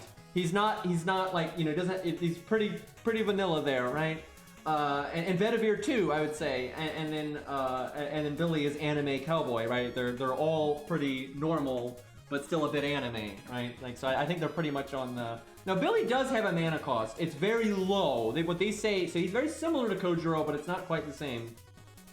What they say is the majority of the attack is coming from Billy's own skill, but some of it is still magical, and they don't say this, but I assume what's happening is the bullets, because the MP is ranked, you know, C+++ or whatever the fuck, and if you actually look, C++ is actually rather high damage, so I imagine the bullets are probably like magically oomph, right, and you know, as such, you know, hurt a lot more than a regular gunshot. Where the ability of the really, you know, like basically like Kojiro, Billy has the skill to do the triple shot on his own, and like the perception of time thing is probably being done on his own for the most part. Which obviously makes no sense, but, you know, anime. Kojiro being able to swing 3 times through pure skill doesn't make any sense either. Anyway, so that's always been my take on it, is Billy has the ability to, he's so skilled that he can fire the gun 3 times at once, and that kind of thing. And then if he uses but the NP's magical effect, where the slight NP, or the slight mana cost comes from the damage being way stronger than normal. And I think a lot reinforces this. Because they never straight up said this, but they have very much implied Billy's able to do the triple shot just randomly. But it's not the NP. A lot of his attack animations, he basically fought, you can hear like a bunch of gunshots going off at the same time, and then, oh look, the hit count is 3. What a surprise. In the, like when he fights Dearmid in the anime trailer for America, if you watch it frame by frame, he fires 3 bullets. But it's obviously not some big fancy thing like his NP. So I think they have definitely implied that Billy is able to do kind of a pseudo version of his NP just casually. He just, without, even if he had no mana, he can just casually fire 3 bullets. Now, it won't have the damage of the C++++, and it probably won't have the perception of time thing and all that stuff. But I think they've definitely been implying that he can do that. And that's kind of been a thing anywhere for a lot of people where they kind of have a dialed back version of their NP that they can use. It's not like a universal thing, but it's definitely been something they've implied a lot. So I definitely think that's going on with Billy. The funny thing is I've seen people act like Billy's NP is just like those casual triple shots that we've seen him do, but it's clearly not.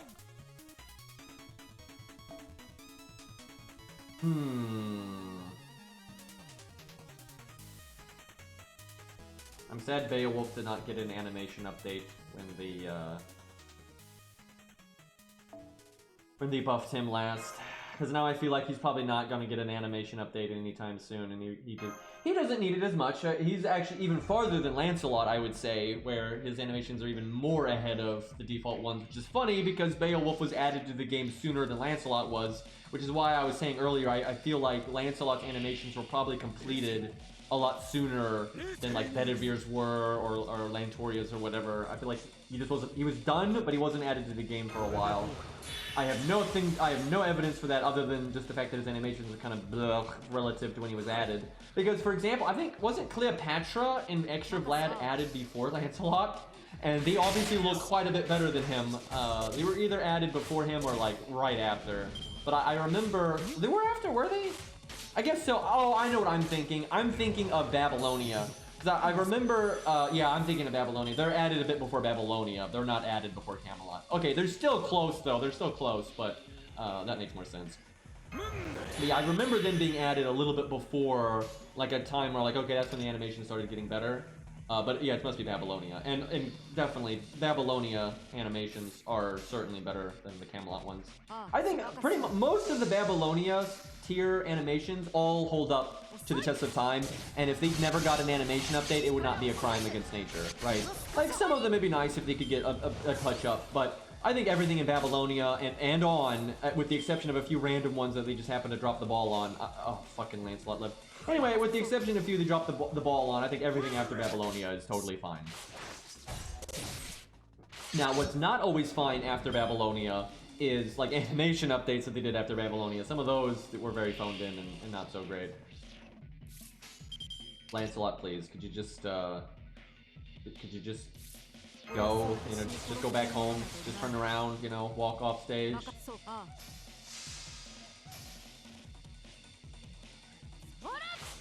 Yeah, I know. Ishtar got an animation update before Leonidas. We live in a cruel world. I hope Leonidas is soon, because I'm not sure he's necessarily going to be relevant in another story or event anytime soon, but I'm sure they know that they really owe him one, and because they did Ushi, a lot of people are probably expecting it, so...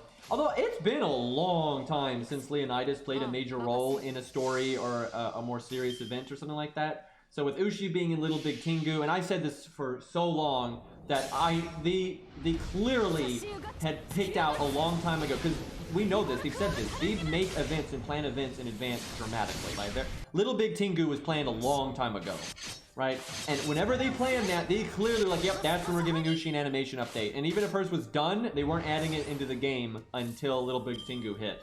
Leonidas could be in the same boat. Now, I'm not as firm in that belief. The reason I was so firm in that belief for Ushi is because it had just been so long and they had not added an Ushi animation update, and she's so popular. I was like, there's just no way they wouldn't have added it by now unless they had already planned a moment. And so Leonidas could be the same thing because he didn't get one with the anime and everything, that it could be there's some other event where like, oh yeah, we're gonna have like a whole muscle theme and there's gonna be like, you know, Beowulf and Leonidas and Spartacus and all that. It could be something like that, or just some other random event that doesn't really fit Leonidas, but they just decided he's going to play a big part in it or something, so, you know, who knows, but I feel like it'd be more likely for them to update Leonidas just randomly like they did Beyond, but we'll see. I like when they do the random animation updates, though, with no theme, because you get people getting hype and focus and that otherwise might not for a very long time, so... Dude, oh god, I want a Darius animation update, because if there's one good thing about Extella Link, right? It's a pretty bad game, and the story is very, very shallow and dumb, and the gameplay is very shallow and dumb. But if there's one thing that's good about that game, it's Darius's animations. They are fucking awesome. They have so much impact and like just oomph behind them, and there's just green everywhere, and you know, it's phenomenal. So if we could get some of that in FGO, I'd be pretty happy.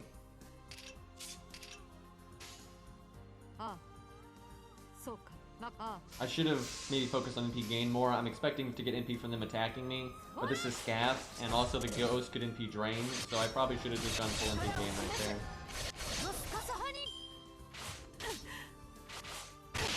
there. Jokes about Extella Link aside, there are a few units in that game that I do think have cool animations that represent their lore decently well, although some of them it's the opposite, where they kind of had to like give them extra stuff to justify them being able to kill so many enemies at once and stuff. Because it's gameplay first with those kinds of games, obviously. Alright, let's see if we can take advantage of our anti-undead thing here and kill these both. Should not be a problem.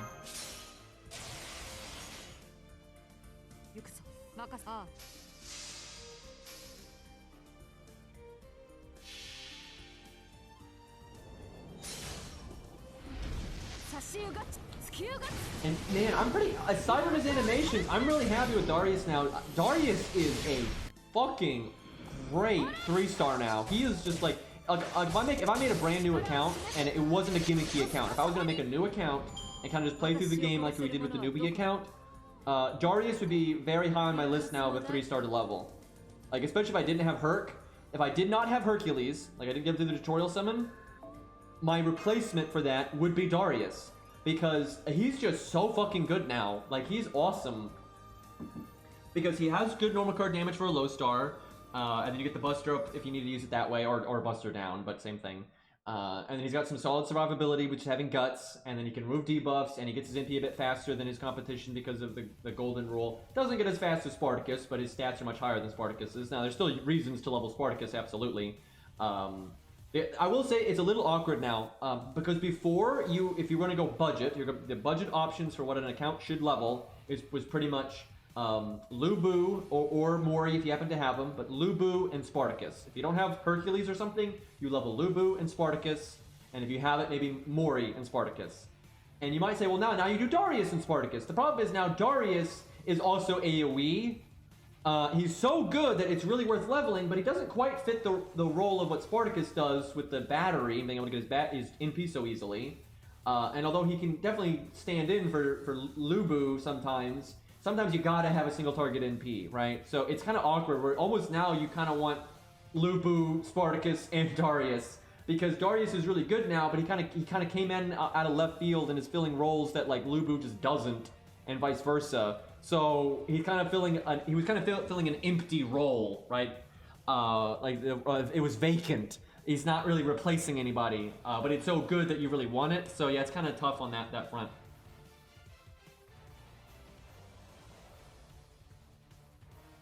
What about Kiyohime? She has a heck of a Buster card. Yeah, no, she's not worth leveling at all. The only reason you would level Kiyohime is if you like her and you need an AoE Berserker, right? Because she can fill the role of an AoE Berserker. She absolutely can. It's just, so can basically everyone else. And then she doesn't do anything unique. And so if you don't like her, it's not worth it at all. Because overall, Darius is absolutely better than her. For pure practicality reasons, Darius is the way to go. Like, absolutely.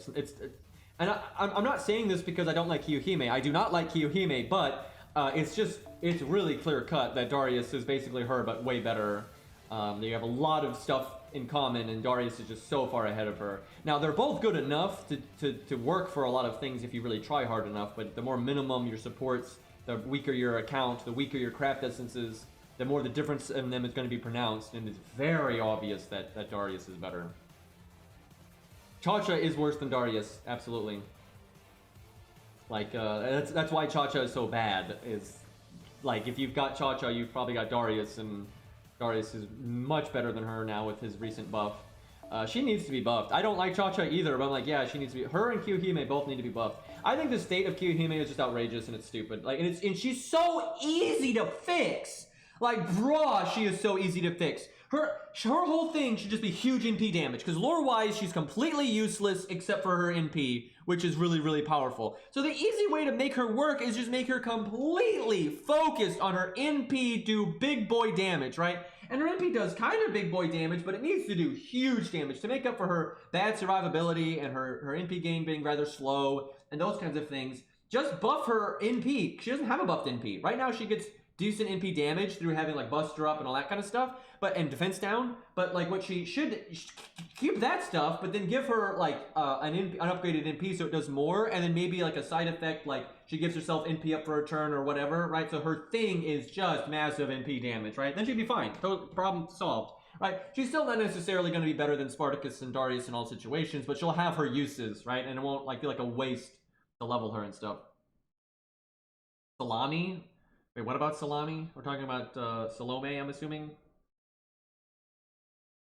I mean, she's pretty good. The reason I didn't bring her up as like a staple berserker is because she is in the camp. I really have to stress this because I've had people, they're not joking, right? They're not like teasing or whatever. They're serious and they actually think I'm overlooking like Asterios and stuff. I do not. When I'm talking about like the standard stuff you need out of a berserker, not only do I not bring them up, but I don't even think about them. When I think berserker stuff, I do not think Asterios ever. And it's not because Asterios is bad, it's because Asterios is an anomaly. Like he's Asterios tier. He's not, he does Asterios things. He doesn't do berserker things. You don't even care what class he is. You bring Asterios, because he's so unique. Asterios is awesome. Also, that's Sanson, by the way. But Asterios is awesome, but it has almost nothing to do with berserker stuff, right? And it's kind of the same thing for Salami. I almost said her actual name there. What a travesty that would have been.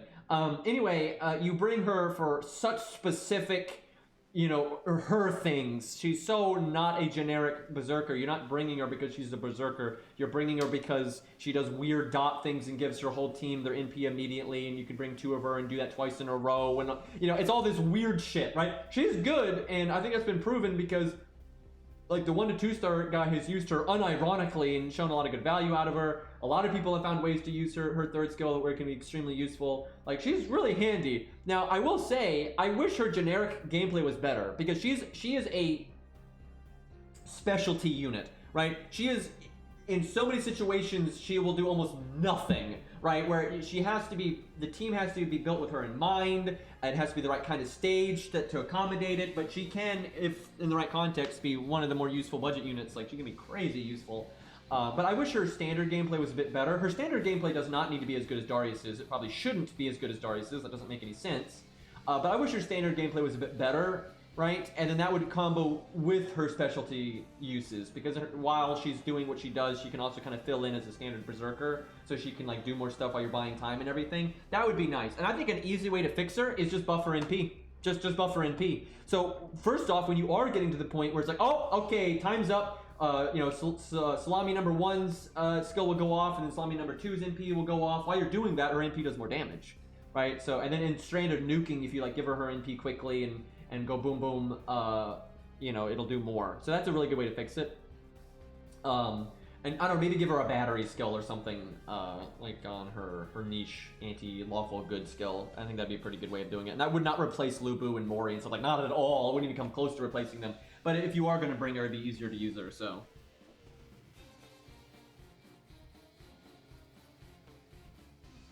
But she's a fun unit. I think gameplay-wise, she's actually one of my favorite new bronzes that they added, just because it's so unique and different, but still useful and good. Chin Gong is probably my favorite, though. Just, my god. Chin Gong is, that's an experience right there. Like, what, that was such a well-designed unit. I'm very happy with him. I think some of him being as good for the game as he was, I think some of that was an accident, but I don't even care. Like, it's just great. He's great for memes. He's great for budget. He's great for whale stuff. Like, it's just, and it's so good, right? Because like a lot of the budget setups don't even use his like buff cycling. A lot of people don't do the whole killing your unit to cycle buffs because you can't really afford, like that. You don't have a lot of good buffers when you're budget. But he's still good for just his taunt and his defense up and damage cut and battery and buster up. Like, it's just a support, as a standard support, he's really good. Especially because the taunt, god, fucking taunt. The reason he's been in some of my budget videos recently is almost exclusively because of the taunt. Like, taunt is good or something. Also, this hand sucks, so oh well. Hopefully the Buster Chain will allow her to kill here.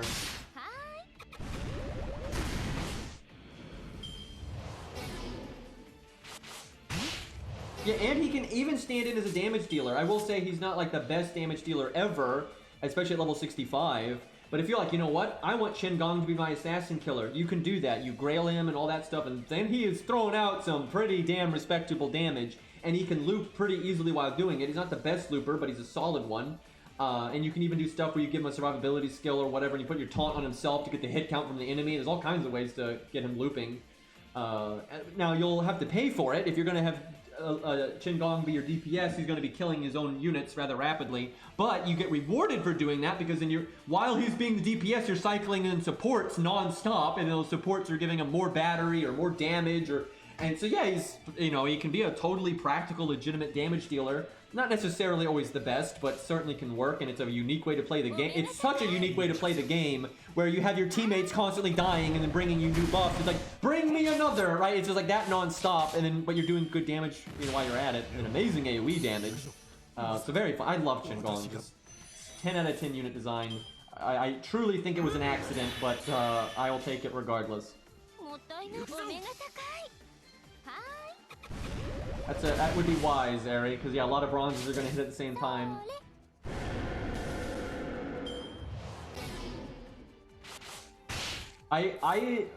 To this day, I think the new bronze units is one of the best updates they did because it made the entire player base happy, and it was reflected so clearly through like the wiki, the Reddit, the Discords, the videos. Everyone was happy because it was new golds. Not everyone gets. When you buff a unit, not everyone has that unit, right? When you add a new bronze, everyone gets it, right? Everyone gets it, and it wasn't adding one new bronze; it was adding a bunch. So it was a bunch of new characters with loads of different voice actors, and like a lot of people really like Black Bart, right? And especially if you want a more authentic, pirate anime vibe, he's doing way better at that than some of the other ones, right? But then if you don't like, I don't care about pirates. Right, but then maybe you like Gareth or you like Shen Gong, like so much variety, right? And so everybody, and then Jason, right? I mean, what a guy, right? So it was just so much stuff at once. Somebody you liked at least one or two of them, right? And most people liked a lot of them. I can't help but notice that my taunts aren't dying right now. Anyway, so yeah, everybody got something and lots of unique gameplay, and then it covered a lot of like issues that budget players had with niches and everything. So just so great.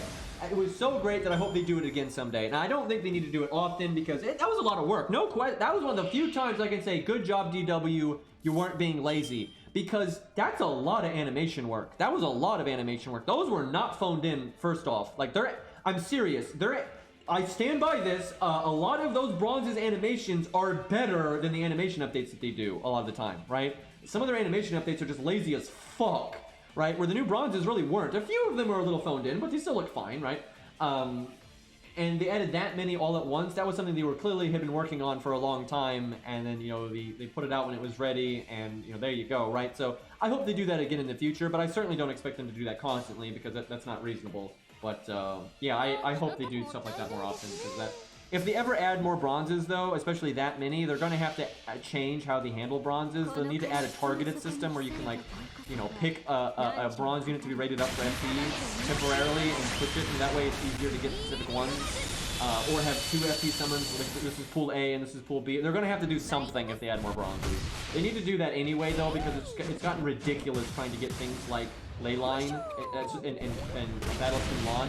Getting those things has just become stupid because there's just so many, 1 to 3 star stuff now.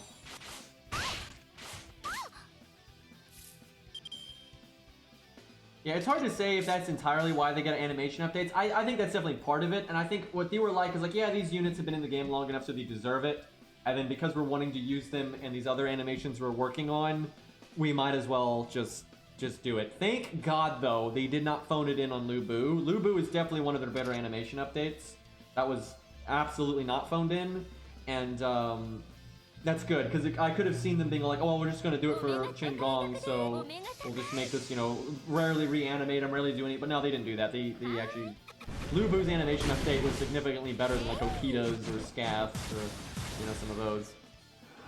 Although I think Lu Bu has always been kind of popular, and they've probably known that. He's never been like the most popular thing ever, but because he's so famous and that kind of thing, I think Lu Bu has always kind of had a, you know, kind of a noticeable chunk in FGO or in Fate's, you know, roster. So I think they thought it was worth the effort, which I would agree, it was worth the effort. So now if they could buff Lu Bu's in P, so there's actually a reason to use him more. Like there are times he's better than Mori, but it's so fucking rare. Like it's so fucking rare, and it's kind of disappointing.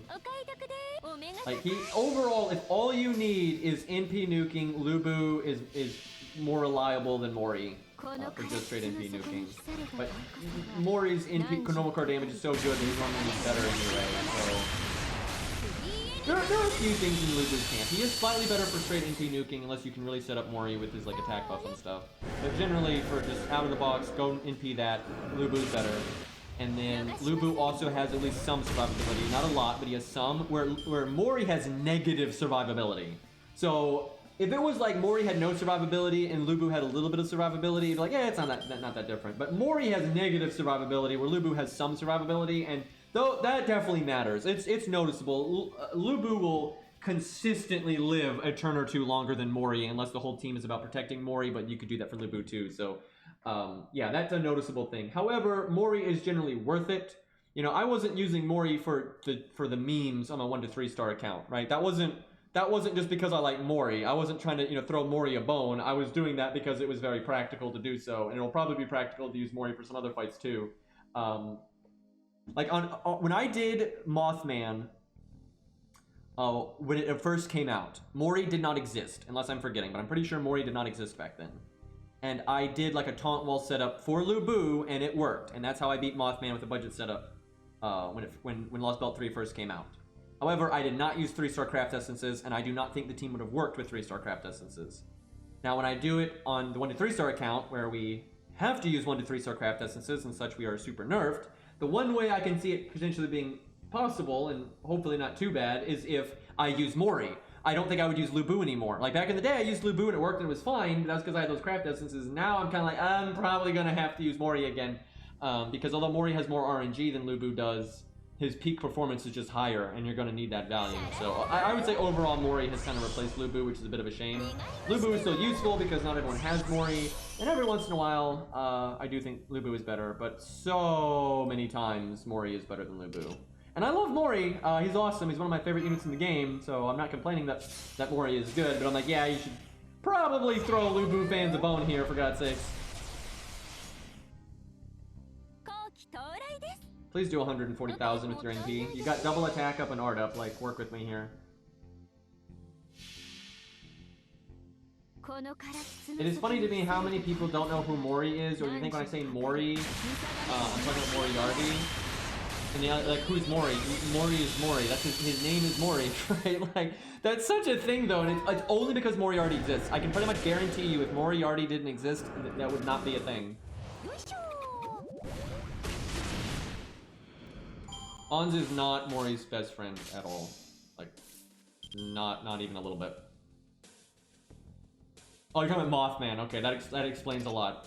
Yeah. I wouldn't say Hans is Mothman's best friend, but he's definitely his best budget friend, most certainly. Because if you need stars, what they wanted, by the way, they wanted if you're like, I need stars, I need a budget way to get stars, I should bring Curse on and click the quick. No one does that. That's what they wanted, but that's not a thing. That doesn't work.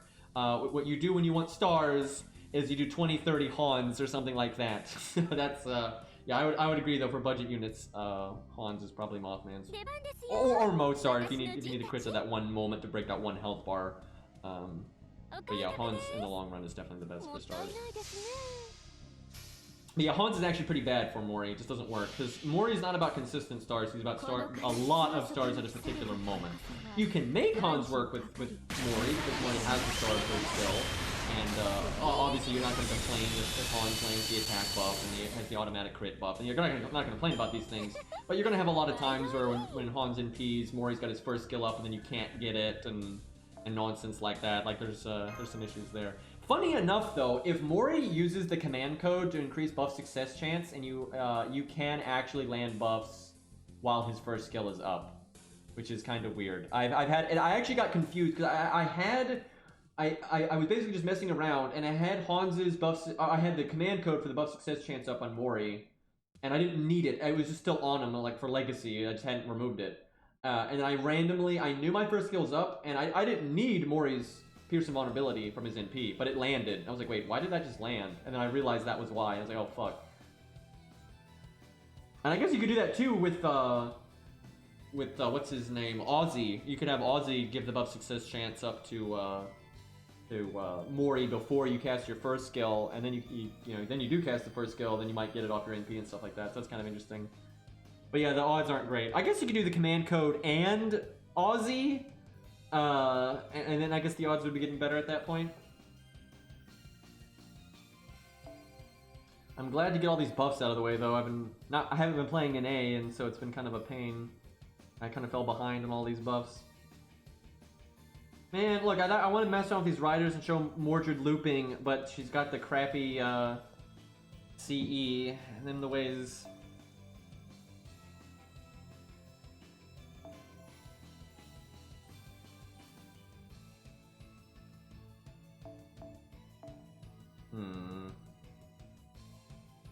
Why not? NP5 though. Yep, all of the Mystic codes are bugged on NA, and they've been that way for an incredibly long time, and that was very relevant in the King Potato Chips fight, and it's going to be even more relevant when they add Mori. I'm going to be so pissed at them if they don't fix it for Mori. Because although I play JP, I don't really play NA, so it's not like, I'm not going to, if I can't do Mori setups over here, it's not going to really matter, because I'm not going to be playing over here much, but, I want my fellow Mori fans to, that are on NA to not get fucked over, so... Yeah, it'd be nice if they would fix that, for God's sakes.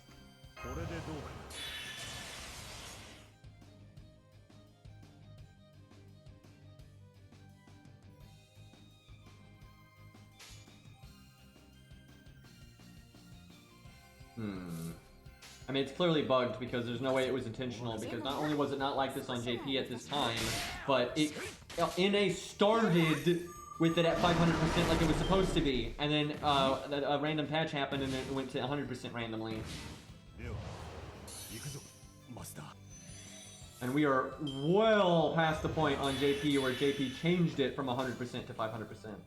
Because on both versions of the game, well actually, so on JP when the game started, Mystic Codes had a 100% chance to apply their buffs. And then I don't remember when, but at some point they patched it to be 500%. It was quite a long time ago. Very, very, very long. And then when NA launched, they just launched with that quality of life update. As, NA launched with Emiya's animation update and a bunch, a bunch of other things. And they launched all these, like, ahead of the curve animation stuff and whatnot. They just came with the 500% buff success chance. But then at some point, a patch happened and it went to 100%. And then they've never done anything about that.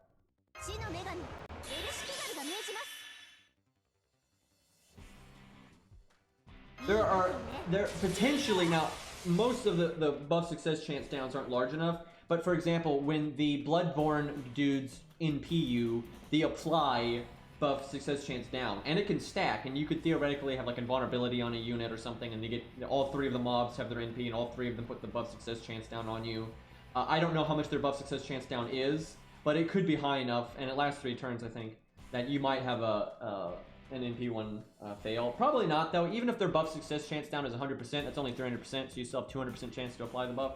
So that's just an example. There's other buff success chance down gimmicks from bosses and things like that. So there could potentially be other times that it's a problem. But yeah, generally, Mystic Codes are not supposed to fail unless the enemy has buff block or debuff immunity, as they said there. That's generally the only way it can happen.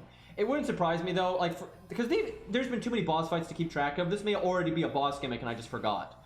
But this is a thing. We've had bosses where you break a health bar and then they apply an unremovable debuff, and you can't debuff immunity. You will get an attack down, right? And it's like a little box and you cannot get rid of it, right? Or maybe you have to do a gimmick to get rid of it. Like you had Nuke Head in the rerun of Go West. She had that whole NP down gimmick. You could not remove it unless you used an NP, stuff like that. So there's probably been a boss that you broke their health bar and the forcibly applied buff success chance down, and it was one that was unremovable. And normally, not always, but normally when they do gimmicks like that, it's 500%. And like if you break a bar and the auto charm, a lot of times the charm is 500%. And things like that. Definitely not always, but it wouldn't shock me if there's some boss or thing out there that has buff success chance down that's way over 100%. That might exist already. But that's so niche that it's pretty irrelevant. Where Mysticos are supposed to be able to muscle through buff success chance down. They're literally supposed to work that way, and they do work that way on JP. They just don't on NA, because lol, my bugs. I have no crit chance. Fuck. I don't think I'm going to be able to loop. That's her thing, is it's normally so easy to NP, then use her second skill and NP again. But this dude's hit count is really low. The only way I think I can loop is if he triple crits me. And even then I'd be pushing it, because I just have no... Well, I'll try. Without having any crit chance, and with the enemy having such a low hit count, it's probably not going to work, but I'll give it a go. I know, and like the stun is always supposed to be reliable, and like there are plenty of bosses that like a passive stun resist, but it's supposed to work anyway. And then if he's got magic resist, it's supposed to work anyway. But on NA it doesn't, so it's pretty obnoxious. It's super obnoxious. This is very relevant. This is no small thing. Some setups are just all about the switch Mystico, and having that one turn of guarantee the boss can't do anything is huge. Like, it's huge. Sometimes it's like fundamental when you have bosses like weighty and stuff with their NP and everything. Like, it's a massive thing.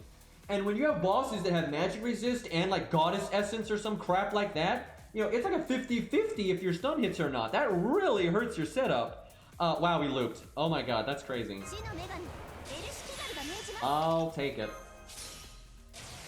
Anyway, so yeah, on JP you fight bosses like King Potato Chips who have Goddess Essence and Magic Resist, and on JP you're completely guaranteed to be able to stun her. It's extremely helpful. And then on NA, you're not guaranteed to stun her. And it's like 50-50. It's like, oh, okay, great. Tesla's the best. There's quick charges and piercing on abilities and murders you, it's great. The trick is supposed to kill him before he kills you, but no, obviously you can buff block him or, you know, NP steal him and things like that. But it's the easy way to beat him is just kill him super fast. Or have like a front row that can, you know, can deal with the NP, or if they all die, it's okay. Then the back row comes in and they can, you know, get their NPs quickly and just finish them off. But I think it's kind of fun just because it's you have to actually care about the boss fight. Where a lot of the other wanted quests, you only have to care about them if you fight them at neutral or something. If you actually counterclass them, they're kind of a joke. I mean, Nobu can solo Siegfried, right? Fucking Nobu, she's AoE, that's a single target fight. She's trash, right? And, you know, so yeah, if she can do it, like literally any archer in the game can do it. And so unless you're a dragon, it's not too interesting to fight Siegfried, right? Now if you fight Siegfried at neutral though, now you get somewhere. Where Tesla can be kind of interesting even if you are counterclassing, and there's one of the only ones, that's nice. Hey, thank you for the Twitch Prime, Tiavan 00, I don't even name that I'm never gonna be able to pronounce properly.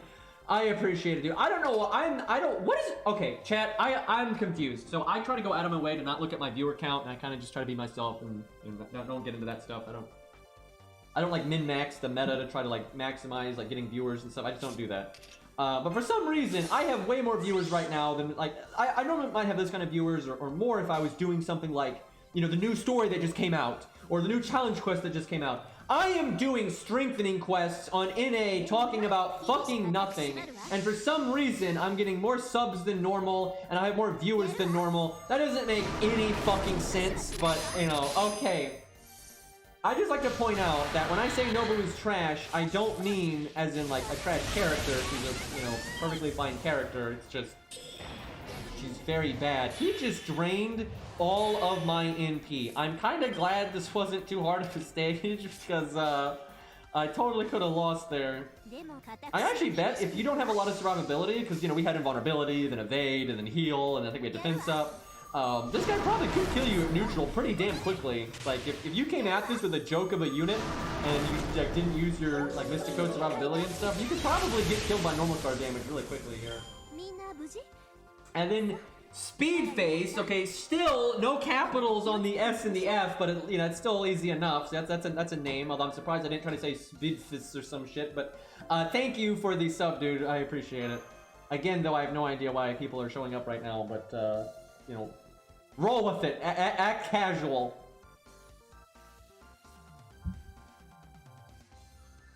Okay, so hold on. Do I have any... We should do some dragon in a second and show off chat's units, but do I have any other that I need to do? I don't think so. These are all SQ ones, so... Yeah, we'll get Carmella done, and then we'll go fight the dragon a bit. So I do hope that the White Day event that's about to hit JP, it is rather obviously a mini event, and it's not going to have like a really fleshed out event. It's probably not even going to have an event shop. It's probably going to be very basic, right? And most White Day events are. But I hope it has a challenge quest, because they've done other White Days that are very simplistic, and they're like, you know, half events or mini events or whatever. But some of them have come with challenge quests, and they're normally not like their best challenge quests they've ever made, but they're normally pretty fun to mess around with, and I always enjoy that. So if it just comes with a challenge quest, good enough for me. Please don't make it Amakusa again. Every time I have to... We've had to fight him as like a relevant boss so many times, and he's so fucking annoying if you're not like going whale mode. If you go whale mode, it's normally pretty easy to just murder him before he murders you, or to bring units that have buff removal resistance, but budget setups, there are no budget units in the entire game that have buff removal resistance. So the closest thing is Archer Nightingale, because she's a welfare, so she's kind of budget, but if you weren't playing when she was added, you can't have her, so it's not really budget like FP summon stuff is. But she can give a single unit buff removal resistance. If she's maxed, it's 100%. If her skill is not maxed, it's like rank 8 or rank 9, and it's like 80%, and then, you know, you have a chance for fuck you to happen. So, yeah, it's pretty rough for budget setups to deal with that kind of thing. Now, a lot of the fights with Amakusa are designed in a way where you can kill him before he ever gets his NP off. And that's what you're supposed to do.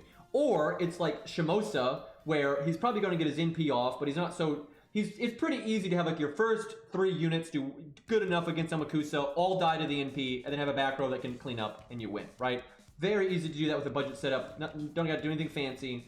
And he's like balanced with that in mind. But if they do a big fancy modern challenge quest, they're not gonna fucking do that. They're gonna be all like, you break his first health bar, he gets an automatic NP, or he gets like 2 NP ticks per turn, or he's got 3 million health, so even if he doesn't NP rapidly, he's absolutely getting it in time against a budget. No budget team is doing 3 million damage, right, in a few turns. You could do that with like Castoria bullshit, or Scatty, but you're, you know, a budget team, no way. So if they added Amakusa as a challenge quest for this White Day, you know they're gonna make it Cancer, and then budget setups are gonna cry. You know it. And so I don't want to deal with that right now, because that's always really annoying. Although I do find it hilarious when you fight a boss like Amakusa or Abigail, it makes debuffs so much better than they normally are. Because if you debuff the hell out of them, you can still survive their NPs, because they remove buffs, they don't clear their own debuffs. Although I guess they could give them a gimmick that does that, and it'd be really lame, but who knows? The challenge quest, it'll probably be a male, right? But it could be anything. Like, they did that one challenge quest that, wasn't it like Sherlock, I think? Because Moriarty was the White Day guy that year, and I think they made the challenge quest Sherlock or something, so who knows? What was the challenge quest last? Oh, fuck. I just forgot. Last White Day's challenge quest was actually pretty good. That was, what was it? Odysseus. That was actually a pretty good challenge quest. That was not a half-assed one. That one was quite the thing, because he had like the whole class, you know, neutral thing going on at the end and everything. That was actually pretty cool. I did several setups for that, and I really enjoyed it. There were, of course, ways to cheese it, but that's always the case. There's always ways to cheese and trivialize things. But then if you, don't, do that, they're normally quite challenging and require some real effort to figure out. And he was like that. So that actually, the fact that that one was that good, maybe we will have another good one. It's always tricky with challenge quests, though. You got to find that line where it's like fair for free to play and that kind of thing. And but you got to use your brain and you got to think, but not make it too easy so it's boring. But then don't make it bullshit so only the whales can have fun with it, right? You gotta find that. And normally they do. They normally do find that middle ground and stuff. But it's tricky. Every once in a while they make a challenge quest that's just horse shit for budget. What I really hate is when it's horse shit for budget, but then it's still easy for whales. That's always what I hate. Where whales can still 3 or 4 turn it, and then the budget setups are just so screwed and they have to work their asses off, right? Like, that always annoys me. But It is what it is. I don't think a pimped out Curse Arm could solo that Odysseus. No, that was a pretty hard stage to solo. You needed some units could do it, but they needed pretty specific styles of toolkits to be able to do it. I don't know if we ever tried it though, and I don't remember every gimmick he had perfectly. Well, I don't know, maybe Curse Arm could do it, because actually Ku could do it, but you had to get so lucky. And that's why I didn't make the video a pure Ku solo, because you had, I mean, when I mean lucky, you had to get fucking lucky. So it was several turns out of Ku's range. But Ku's not counterclassing. Ku's a fucking Lancer, for God's sakes. You wouldn't really expect him to solo it anyway. So yeah, maybe Curse Arm could do it. You'd have to be so upgraded, though. You would need, like, the best CEs. You'd have to have, like, the, you know, level 100, CE level 100, best command codes, faux pas, every little thing. And even then... Oh, that's right. Yeah, you were on the, you were on a real time limit at the end. I remember all that. That was a fun one. If they ever brought that challenge quest back, I would try it with someone's Curse Arm, but I kind of suspect they're not going to bring it back because a lot of events like that are like one-off and they don't get rerun. That's pretty common. There's been a lot of challenge quests that they've never reran, and it's kind of sad. Who knows? Maybe they bring it back just for the lulz and then make a new one too. That'd be cool.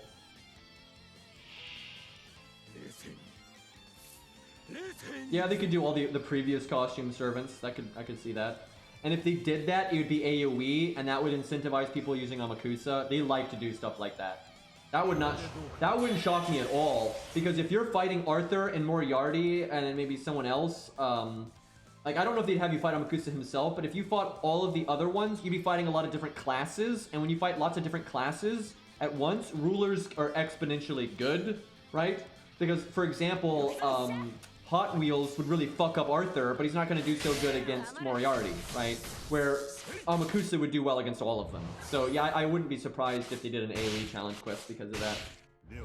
But who knows, maybe we just fight Amakusa, they could do that too. I kind of suspect Amakusa will be the final boss of the main story, and then something else kind of random would be the challenge quest. They love doing that. You know, like the challenge quest for 4.5 was Gilius, for God's sakes, right? And he was in the story, but he wasn't like the main bad guy by any fucking means.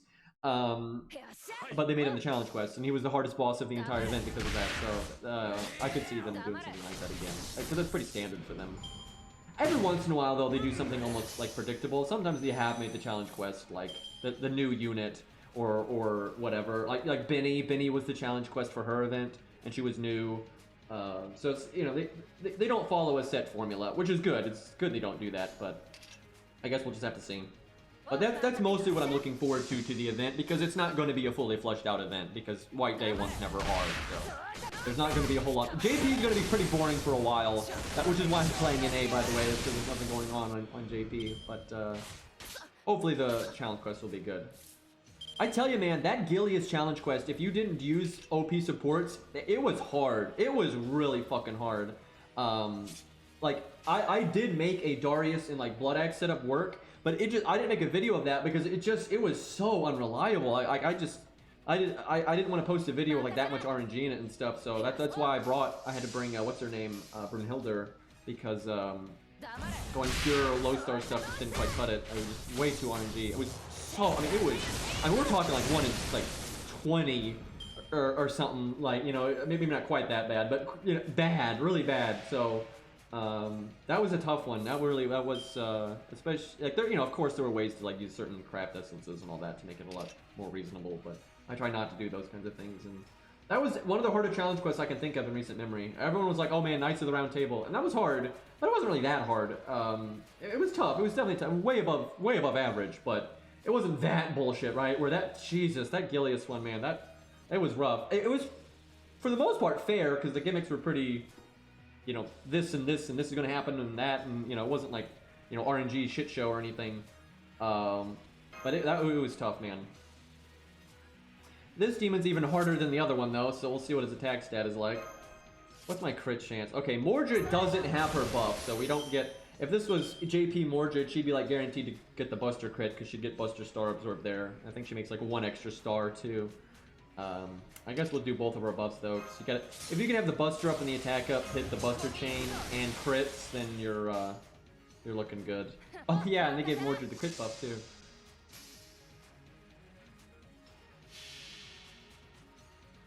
Yeah, that's right. Yeah, salami, as I say, is pretty good. She needs most budget players though. And that's why you wouldn't be able to make that work. Wow, Mordred, way to go! Way to go, kid. Great job. You're totally ready to inherit the throne. Not. God. Should have brought Anniversary Blonde. If we had just gotten one crit, I've been happy there. We had attack up, buster up, first card buster bonus, buster chain bonus, 3 of a kind bonus, right? We had a whole lot going on there, and dropping the ball. We might lose. We'll see. This demon's hitting pretty hard. Too far, yeah.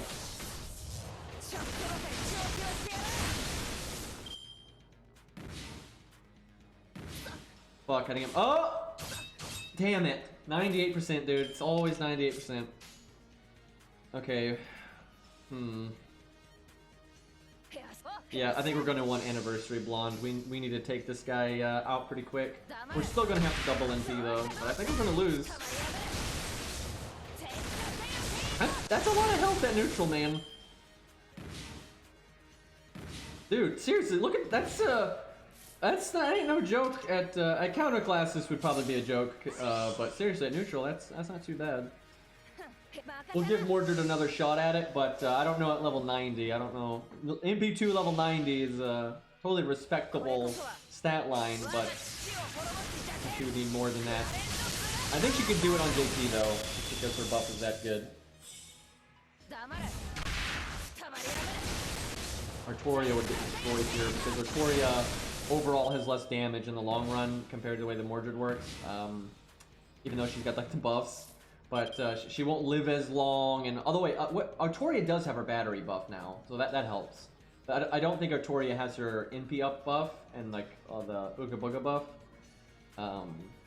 She wouldn't do too bad, but she'd definitely do worse than Mordred. Like Mordred's defense up is buying Mordred an extra turn. Like that's more relevant than like Artoria's charisma. Like a whole extra turn is better than that. But they'd actually have they would be too different in performance on NA right now. Oh, now you crit. We don't have any buffs, and now you crit. Boy, I tell you though, if she had crit, I'm not sure that would have made a 100k difference. If we were counterglassing, it would make a 100k difference, but at neutral, I don't know.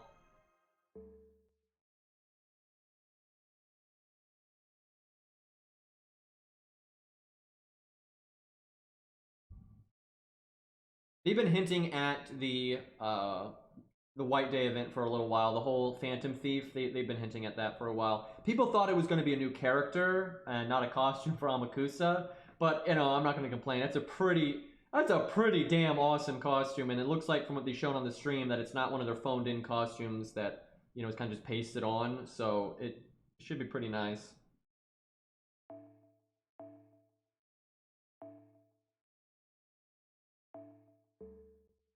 It would have been cool though to have a new character too, because if it's White Day, it pretty much is guaranteed to be a male, and that'd be a really unique new thing to kind of have that Phantom Thief kind of thing in Fate. That would have been pretty cool. But at least we get the costume, so fine. Good for Amakusa fans to get something awesome for free.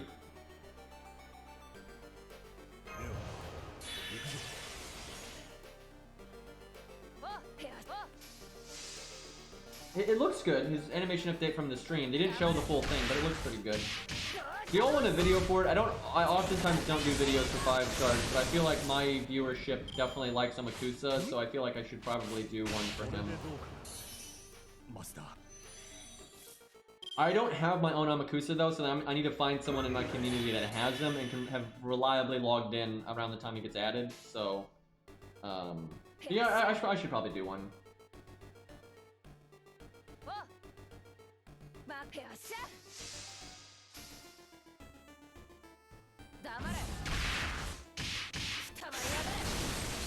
Can I get a free Amakusa along with the costume? I wish.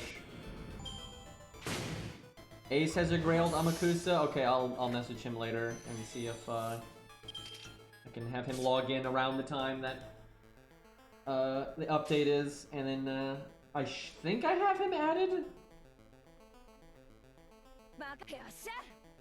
Okay, well this time I'm gonna make as many stars as possible, and hopefully it all works out here. The dream is to be able to crit without using the star bomb, and then use the star bomb to crit again. And so you can do that pretty easily on JP, because on JP she has the star absorb like funnel to the buster cards, and she can have star bomb command codes. Wait, can she have star? Have they done Santa Altar? Is that on? I guess that is on NA, so I guess I could have that. But we don't have free respecs, so I probably have it on my queue then. Alright, let's see what our crit chances are. This instinct. 50-90. I think that's good enough that I go for it. It's so bad if I don't crit though, because this is the only turn that I have that massive buster up. It's bigger than the attack up from the other Mystic Code, so really shitty if I fuck this up. But I'll take a 50-50 and then a shot to crit again later.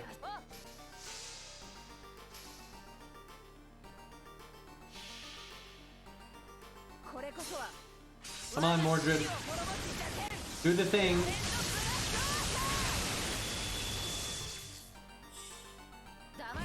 Good.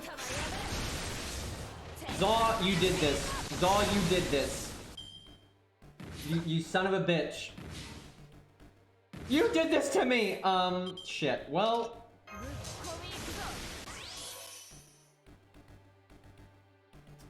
guess we'll do it again. I want NP gain. I think we do that. 80, 40, 60 is okay. Modded use. Not the way you normally see that being said.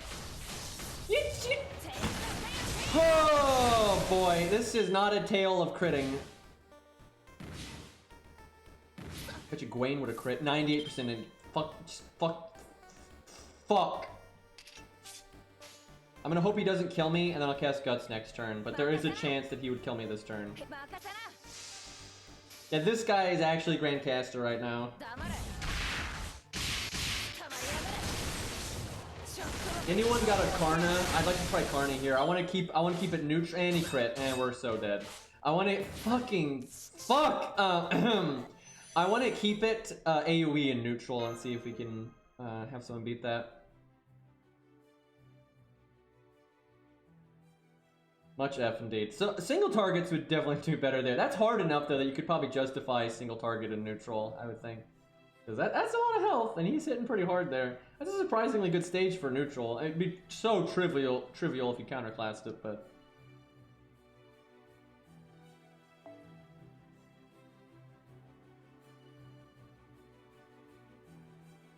that Fionn though. Alright, do we have any impressive card? Oh, there we go. That's what I'm talking about. Airy with the save. Now, what do we give him, though, Mystic Code-wise? This is the dream with Karna, right? This is what you want to have happen when the enemy doesn't have a health, like multiple health bars. You want to NP and get that Buster Resist down, and then quickly get another NP with his battery skill, and then NP again, so you still have the Buster down from the previous one, and now you have your crit buff, and now you're going to do a Buster Chain, and then you do the stars and the Buster up, and then you do an NP with, you know, crit with the double Buster Resist down now, and 3 of a kind, but that's what you want.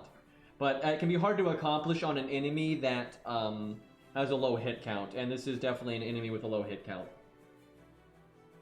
I'm going to try it that way once, and if it doesn't go well, we'll probably use the default Mystic Code.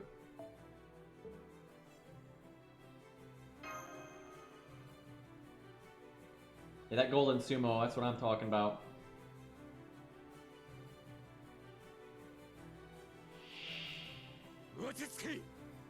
Dude, I love Karna's animations. They're so good. Karna's Buster NP animations are better than Okita animations, like all of them. They're just Okita's animations are so bad, man. Especially her NP. God, they made that look so bad in her last update, dude. I am very unhappy with that.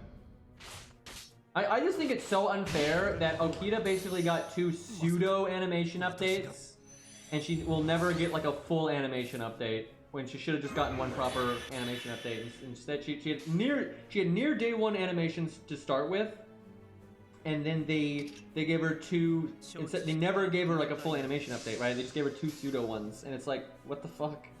And the end result is not great. And she's so popular that like I don't see why they wouldn't. I don't know. Maybe if they do a red line collab someday or something, maybe they give her a third animation update and finally get it right.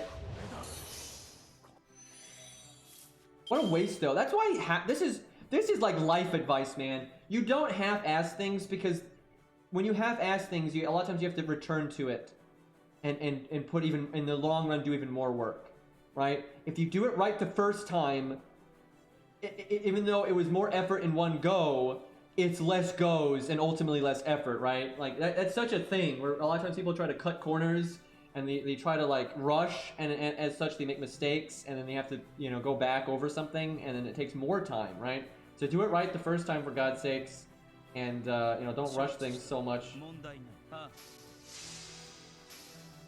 Whole ass one thing, yeah. Because if you have to do 3 animation updates for Okita, it's kind of like, yeah, you probably should have just done one proper one on time. Well, I mean, that's always going to be a thing, White Flag, where you always have a chance of failure and that kind of thing. But that isn't, half-assing it just makes it worse, right? Okay, so we do this right away for once in our lives. If we're going for the double NP, I don't think we even Buster Chain here. I think we... Do we quit quick because it's such a high crit chance? But what if it doesn't crit? A lot of stars, though. I'll do the art. We'll go with the guarantee NP gain.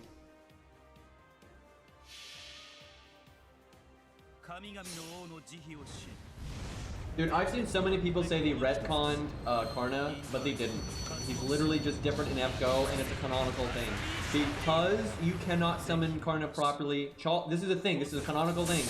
The Chaldea summoning system is such a bitch that it cannot summon Karna properly, and he cannot utilize his NP at its max power.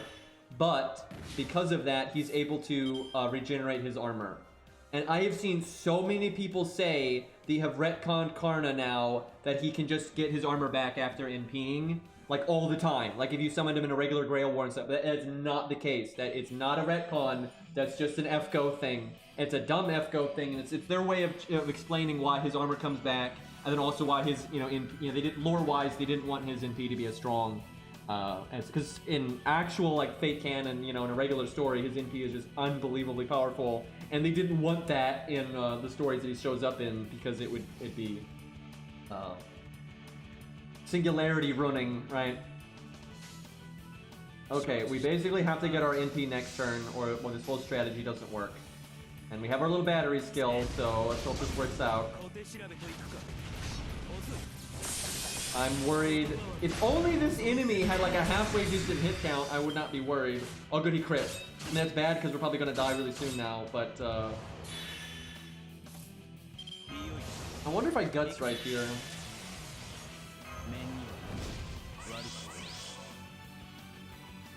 Yeah, I think his armor is also weaker in with the Chaldea system, but I don't remember.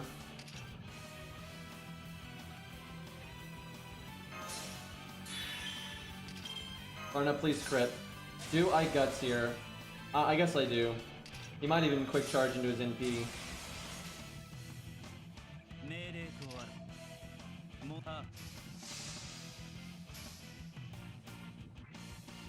This is like dude, this is one of my favorite things that I ever get to do in FGO. Come on, 70%, don't fail me.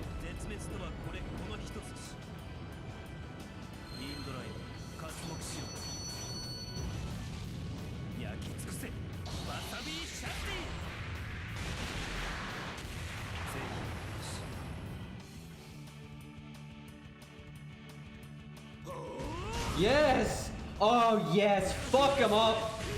Oh yes! Look at that fucking damage, dude. That's at neutral. I love it. God, I fucking love that. Now, we might actually still lose. Good thing we cast Guts though, because he just quick charged into his NP. and hit us for 12,000. Okay. So, very good performance. Definitely put Mordred to shame. But I'm not... The only way we win here is if we crit. But I think we have to double crit. And even then, I think we're pushing it a bit. We have our crit bonus, and we've got our buster down. Okay, this needs to crit. Oh, yeah. We only needed the one crit, though. We didn't actually need the two. Oh, that's so satisfying. Oh, that's so satisfying, man. That was a good show of value. I'm telling you, dude, most AoE units at neutral there are not fucking soloing that stage. Like, that's rough, dude. Oh, I love it, dude. I love that buster attack. When that buster attack after NP crits, and you have the double buster resist down, it really fits because it's an NP. That buster attack is an NP. I think it's like A double plus, for God's sakes, or A plus or something. Like, it's really powerful. When you got all that stuff, it actually like hits hard enough to, you know, feel right, if you will. It's great. The Karna is great, and then if the enemy has divinity, then Karna is basically single target. So yeah, I'm not surprised you'd use that on Aussie Fury. It's not a bad pick. I mean, Aussie's another one at neutral though. That's just a monster. He fucking soloed the dragon. Dude, I was truly surprised that Aussie soloed the fucking dragon at neutral. Like, what the fuck was that? Because he's a DPS. Normally, the people that are able to solo the dragon at neutral are like, you know, weird like units with crazy longevity and stuff, like, you know, Merlin and Oki and stuff. It's certainly not DPS. I'm not complaining though. Felt pretty good. I really liked that. Like, that's awesome.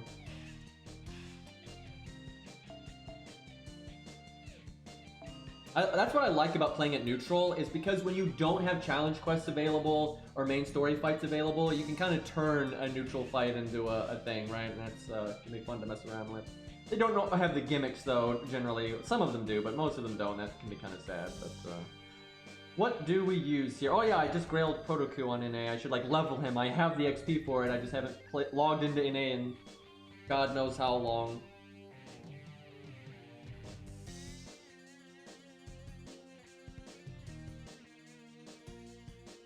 Is it bad that even though it's going to be a joke battle, you know, I'm doing it. I wanna. Well, here we go. We won't use his bond CE. That's how we'll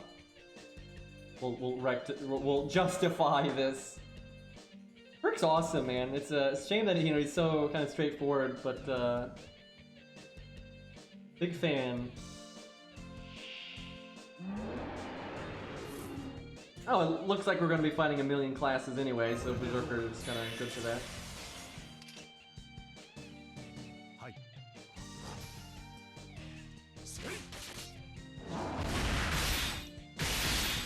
And there's just something about Herc being able to do so much stupid crap that you should not be able to solo, right?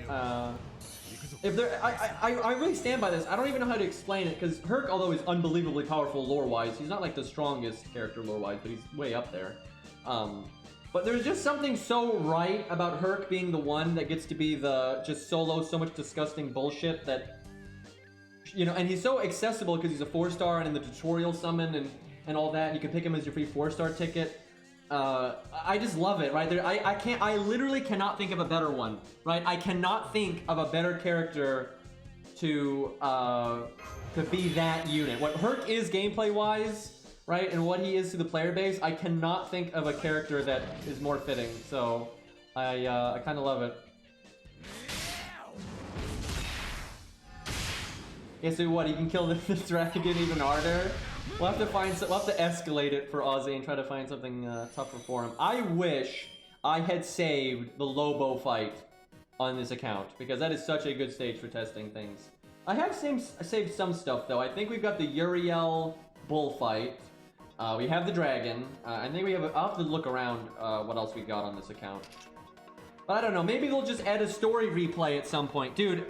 I want it so bad. Like, I love FGO so much, and I love... You don't understand, dude. I love making FGO videos when there's more to it than just, LOL, I beat a challenge quest, right? That's kind of dry, right? But when I get to think about it and find something that does have interesting gameplay, but then you can do thematic things or just, like, you know, I don't know, Artoria versus Arthur, or, you know, Mordred versus Artoria, or, you know, Hurt versus the dragon, or Tesla versus Zeus, or when you get to do stuff like that, I especially love stuff like Tesla versus Zeus, because it's not a thing that they really hype up, but the thing is there, right? Like the whole lightning thing and all that stuff. Like he's anti-god, and Zeus basically puts forward a society that is, you know, what he hates and all. So you can make like your own thing there in a video, right? And when you can take your time and really think about the music and put some extra effort into the editing, and, you know, mix in like slow-mo with fast mode NPs and all that kind of stuff. I love doing that stuff, dude. It's like, I have so much fun. That's like, I just come alive when I get to do stuff like that. And so story replay would allow me to do that kind of stuff. Like, I have so many things in my head. I don't want to spoil some of them because I'm hoping someday I'll get to do them, but I have all these video ideas. Like, oh man, if I could just do that stage with Zigguard, I could do like a whole thing and it'd be great, right? But I can't because I don't have access to that stage. And then, like, you know, there may never be a challenge quest that lines up correctly, right? And so yeah, I can do it as story replay.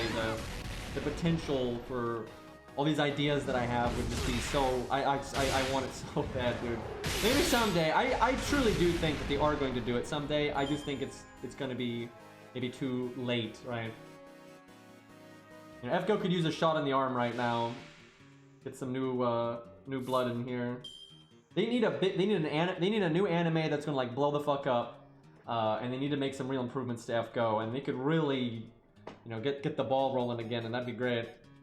They need like another Fate Zero, right? Because Fate Zero was big, right? That was a big fucking anime that put Fate on the map. They need another one like that. They need another like big boy to come out.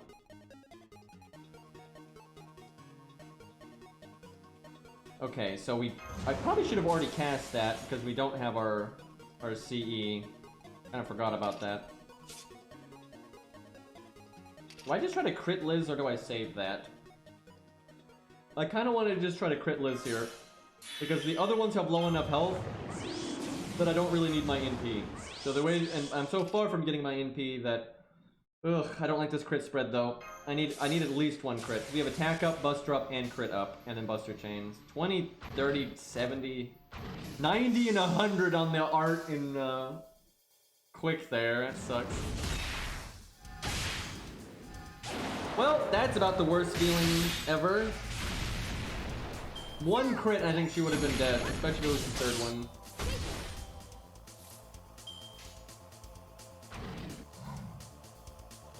We really needed her to die there. And it would have been pretty easy to have accomplished that too. Oh, I get it. Liz is the only one that's not a Shadow Servant because Carmella. Oh, game, why do you have to be like this?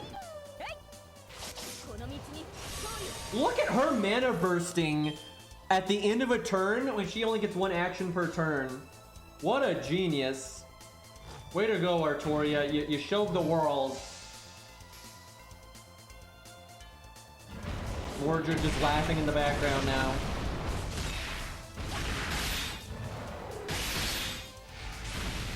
Yeah, I'm not gonna lie. Her sword does look kind of cool. You know who looked fucking awesome though? Was Bedivere in the challenge quest, dude. That was awesome. Because he had his animation update. And so his NP, he was a rare Shadow Servant that could NP because it was a challenge quest. And so you got Shadow Bedivere doing his NP. So his arm turned all gold and glowy and stuff. It was really cool. I like that a lot. Killing Dion because I don't want... Dion doesn't have any skills that he could cast that could be annoying. I'm sorry, Artoria doesn't have any skills that she could cast that are annoying. Where Dion has got evade and, you know, he could charm on NP and stuff like that, so I'd better keep Artoria alive.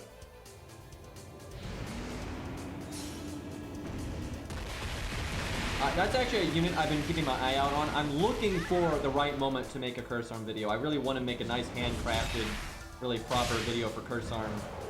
Which I know I could absolutely do that if I had story replay, but without it, it's been hard to find the right thing to make a good video for. But it's something I've been trying to do it for a while. I've been trying to keep my eyes open for a very long time.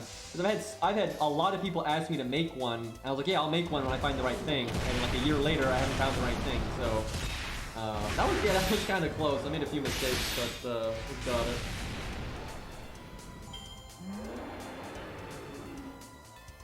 Who needs Bond CEs?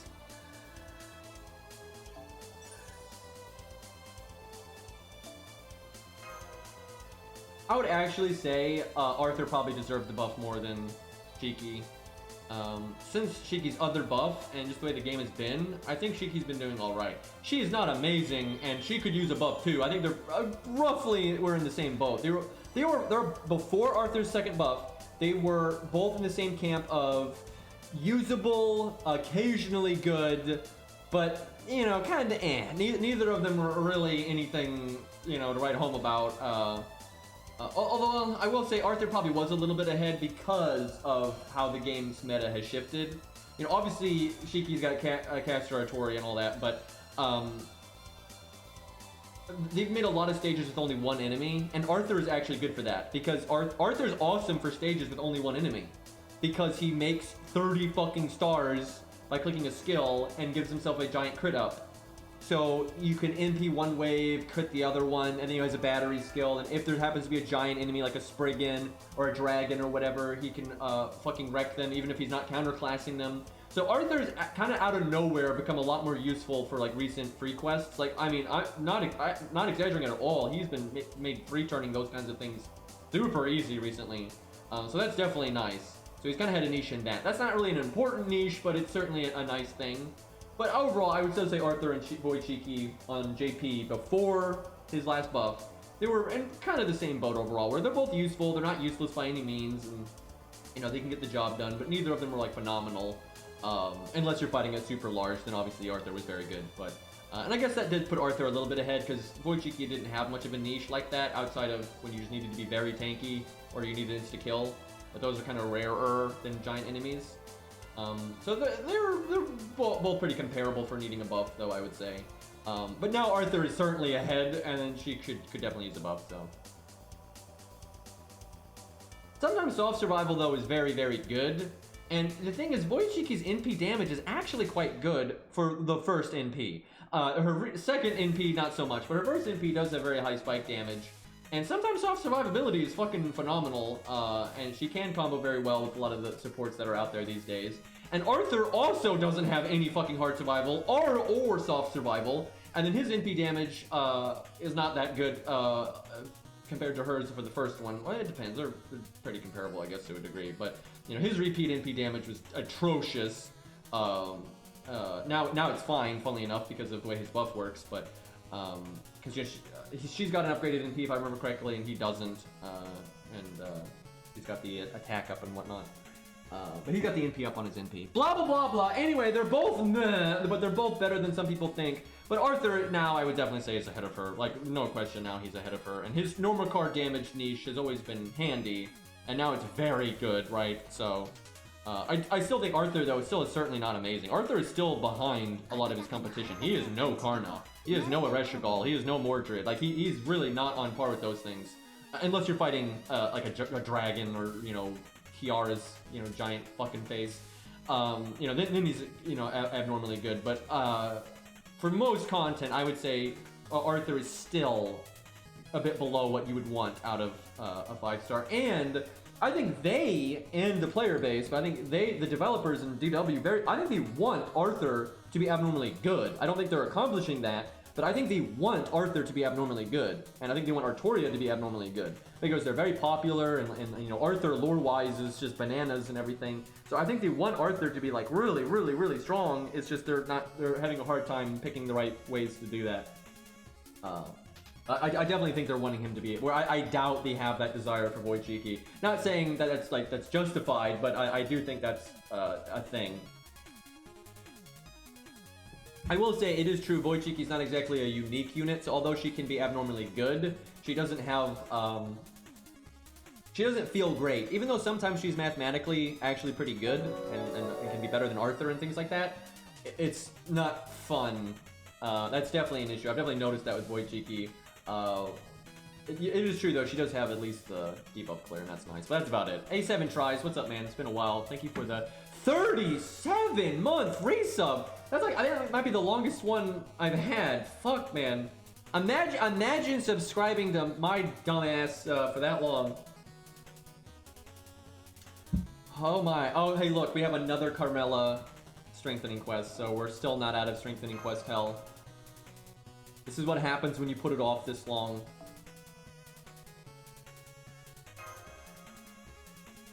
What would you buff on her? Do you mean Void Cheeky? I mean, she is easy to buff. Because lore-wise, they can justify almost anything. And then, she's not one of those units, like, with some units, there's ways you could buff them, but it would be kind of counter to their design. Like, giving Lancelot a bunch of survivability would obviously make him way better, but that's really counter to what he's, like, designed to do. Void Cheeky's not like that. She's kind of average, you know, kind of got a bit of this and that anyway.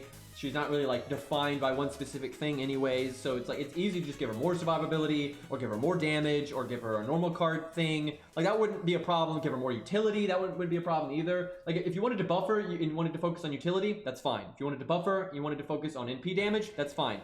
If you wanted to buff her and you wanted to focus on normal card damage, that's fine. If you wanted to buff her and be on hard survival, it's fine. Soft survival, it's fine. Right? Like, you could do literally anything you wanted. So, yeah, she's pretty easy to buff in my opinion.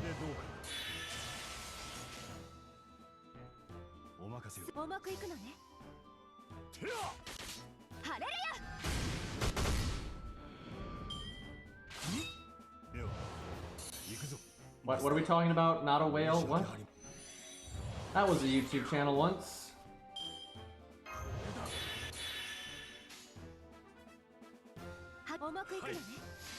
I generally don't spend much money on FGO, if at all. If I do spend money on FGO, it's on GSSRs generally. But on NA, I've actually skipped most of the GSSRs, but I've done a few, mainly just because I'm like a streamer and people like, hey, what'd you get, right? So, but yeah, generally I don't spend money on this game. The one time out of all my accounts, the one time we wallet warriored was Edmund, and that's because I had been trying to get him for a while, and it just kept not working out, and then I had saved up a lot of SQ as free-to-play, and I still didn't get them, and then chat threw a bunch of money at my face, which I still, to this day, feel very guilty about, but what are you gonna do? Beastly, I remember, threw a lot at my face, and Slice threw a lot at my face, so then I wallet warriored and got Edmund, but that's a big part of why I will, like, never stream my main account's rolls, because I don't want that happening again, because I can't sleep at night if that happens again. And if you stream your rolls, I think it really incentivizes people to do that, and I don't want that. So I generally don't roll. I'll roll on my ult accounts because no one gives a fuck if my ult account gets bad luck like that. It's point and laugh time for that. But yeah, I don't generally stream my main account anymore. It's also too stressful. Rolling on your main account and you have like the peanut gallery, it's not great. And I've said this before. There's just so many reasons I don't roll on my main account on stream, because your chat is always going to encourage you to keep rolling, right? So if it's like, let's say I get Calamity Jane, and I'm like, okay, I should save the rest of my SQ for Lost Belt 6, you know, but I'm like, what if I go for another NP rank? Chat's like, yeah, do it, right? But that's dumb, right? And I shouldn't do it. And so yeah, chat's a bad influence, and then I don't want people throwing money at my face when I'm rolling, and then it's just stressful as fuck, right? It's easier to just be like, you know, do it off stream and that kind of thing. I know it can be fun to watch people roll, but it's not worth it. I do it on the ults, and I just don't do it on the main. That way people get their Gasha quota, right? Their RNG fun, and then I get my sanity, right? Chat is such a bad influence. Chat is, and I'm a bad influence when I'm watching Cairo or whatever, right? So, you know, fair enough. It's not like chat's supposed to be a good influence, right? That's not their responsibility.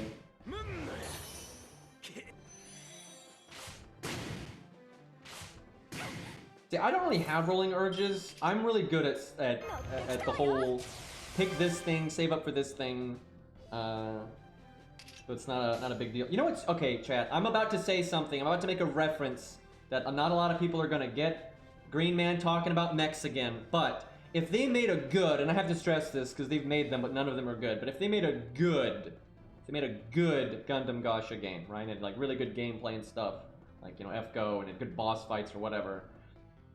What I would save up for, if everything was a 5-star, obviously you're gonna have, not everything's gonna be a 5-star, but if for whatever reason every mech that was ever made from Gundam was a 5-star, I would save up for the Leo, right? Which, if you want to know what I'm talking about, go Google Gundam and Leo. You know, it's a grunt. It's the most basic thing ever, right?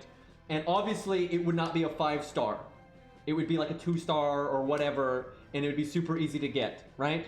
And that's why I don't have urges to roll, because that's always what I want. I always want the thing, like, you know, I always want that stuff, right? There's a reason most of my favorite units in FGO are 3 stars, because they're normally that more kind of straightforward design, you know, but, you know, like, because most of the 1 to 3 stars are a bit more like in line with their legends and stuff. They're a little bit less out there, a little bit less wacky and stuff, and I like that. Right, so there's only a few 5 stars I really want to gun for, and so those are the ones I save for, and so I normally get them, and then so I don't need to roll for anything else, right? So it works out for me. I do like Tallgeese too, though. That was a good guess. Tallgeese is basically, you know, Leo's big brother, right? So that's why I like that one. You know what sucks 7 tries is Leo canonically, like on paper, isn't a walking death box. It's actually, like, if you look at its specs, like, it's official specs, it's actually a pretty tanky grunt unit. It's, like, way tankier than a lot of the other universe's grunt units. And even in its own universe, it's supposed to be able to tank a lot of regular gunfire and stuff, right? And it actually does when a named character is in it. It can take some gunfire, but when a non-named character is in it, you sneeze on it and it explodes. It sucks, because most people that talk about Gundam will say Leo is one of the worst grunt units ever, but it's actually one of the better ones. If you look on paper, its specs, what its engines can do, what its weapon variety, out of all the like standard grunts, out of all like the, you know, the Zaku and you know the GM and all like the tier 1 grunts, it's one of the best ones. But everyone thinks it sucks, and it's the worst, and it looks amazing. Anyway, that's enough Gundam talk, because half my chat has no idea what I'm talking about, and I tell you, man, if you ever make a good Gundam game, like a good PvP game, or a good, you know, Gacha, or whatever, I'll totally play it on the side sometimes and stream it. There is that Gundam Battle Operations. That's a good game from what I've seen, and it's PvP, and it's got like a lot of longevity, but it's not on a system that I can play, so.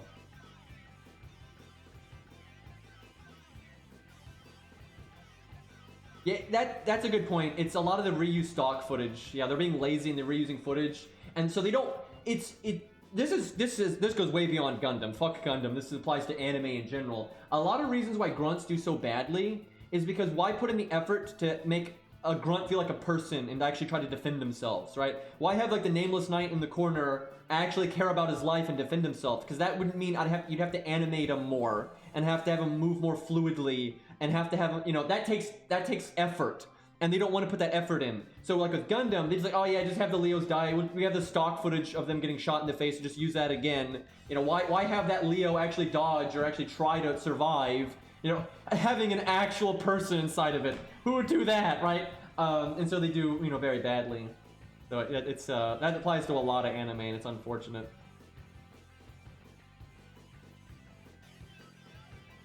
Yeah, I know. Leo with a flight pack is basically an Ares, but tankier and has way more weapons.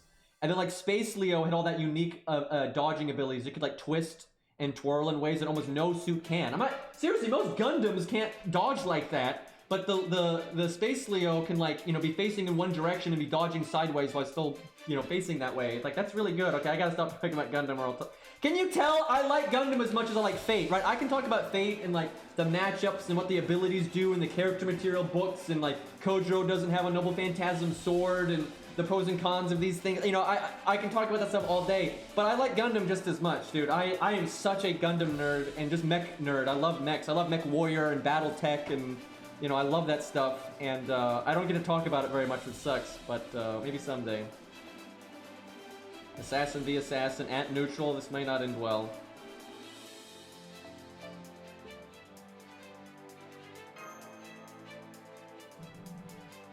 They do that occasionally, Arjuna. They've had a few moments where they've had like an ace, but they have a, like Norris. There was Gundam 8th MS team.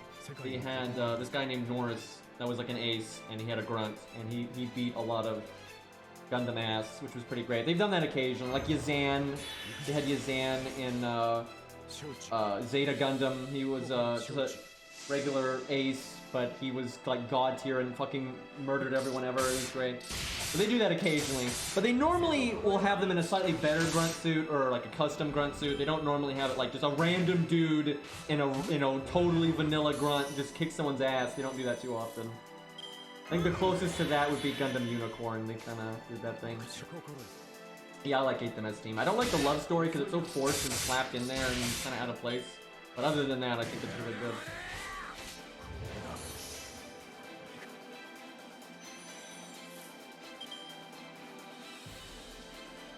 You can, honestly, if you want to like make models casually, it's pretty easy to do that, right? You can you watch the show or whatever and you pick out a random grunt or Gundam or whatever that you want to build. You don't do it like all the time, you just do it every once in a while. Like, okay, I got some time this week, you know, pick a time, you know, order a model, look at the panel lining and all that, and just you know, take a few hours and do it there. And it's, you know, you don't have to do it again next week, you know, just do it when you feel like it. And it's pretty fun, so.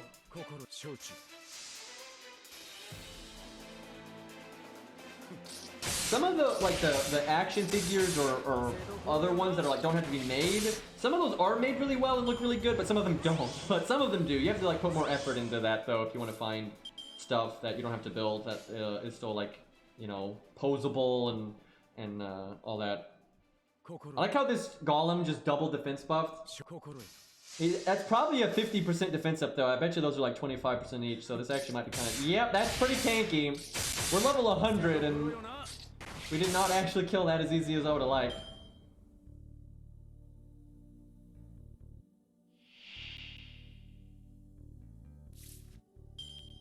I've got a few Gundam models. I've actually got one that I've not finished building because I'm afraid to mess it up. And it's the regular GM Sniper. Not GM Sniper 2, which is what everyone thinks of, but just regular GM Sniper, and it's one of my favorite mechs from Gundam. Okay, there's another wave after this. Kojiro does have his NP buff, right? Let's see. I think I evade here. Even though the crit buff is going to go to waste, I'm hoping I can get that to come back. If I don't kill one of these guys this turn, I'm screwed. Yeah, Poi Poi sends me, like, pictures of the models he's working on. I really enjoy that.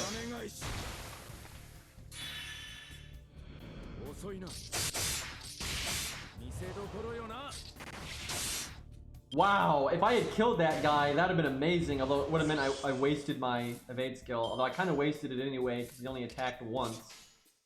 I think I used this turn to get my NP. I'm hoping the overkill will help me out here, but the enemy's not going to hit me, so I'm probably not going to double NP. Man, look at that, though. Look, he's so close, so if we had an enemy to attack us, we could very easily double NP and get double quick up. See you, Red. Thanks for hanging out, man.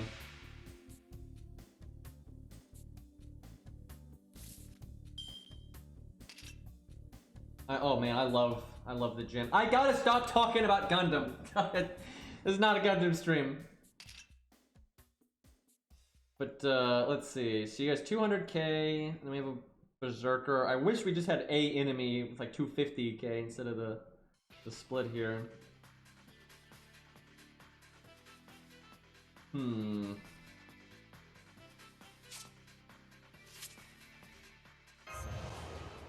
I think I'm going to use my second skill, because I'm going to make a bunch of stars after I NP next, so... Well, here's some saxophone music. Never enough of that out there.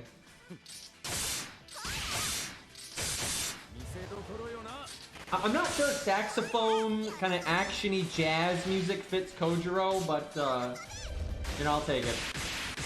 Holy crap, we just took so much damage.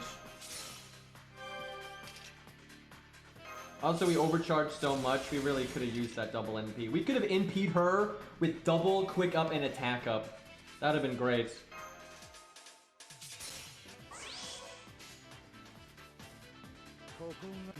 Not looking good, boys.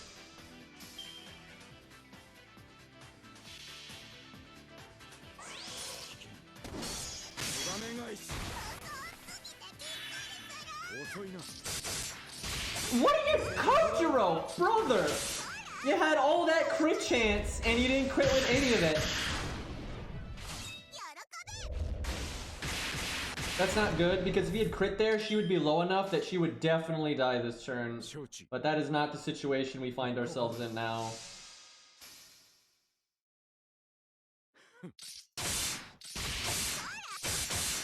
Kojiro, I think... Oh my god. We lost because Kojiro didn't crit earlier. The only way we might win here is if it... Okay, no. Yeah, we needed to... It's lived and gotten our NP. Okay, this is beatable, but we need it to go a little bit better than it did. We got it, chat. We got it. All this Sonic music, though. Dude, I could make a playlist of nothing but Sonic music, or like nothing but Kirby music. I could totally do that. There's enough good stuff. Are we 2K FO'd? I have a feeling we might not be. That's a support list, though. Yeah, I didn't think we were 2K FO'd. It didn't seem like it. This is where I need Kai to log in, because Kai's got 2K FO, you know, all the stuff. He's got command codes. Let's see. How about personas? Everybody being so casual with their Kojiros, man. I need to fix this, and I need to just... Kojiro is one of my favorite Fate characters. The only reason I never made him level 100, 2K FO, yada yada, was because Kai did it. But Kai doesn't play JP much, and he just logs in at really weird times of day in comparison to me, so I need to just level my own, for God's sakes. We gotta represent proper here. All these, like, almost good ones. Yeah, I don't blame people for not playing enough to not 2K FO everything ever, because they always make it hard.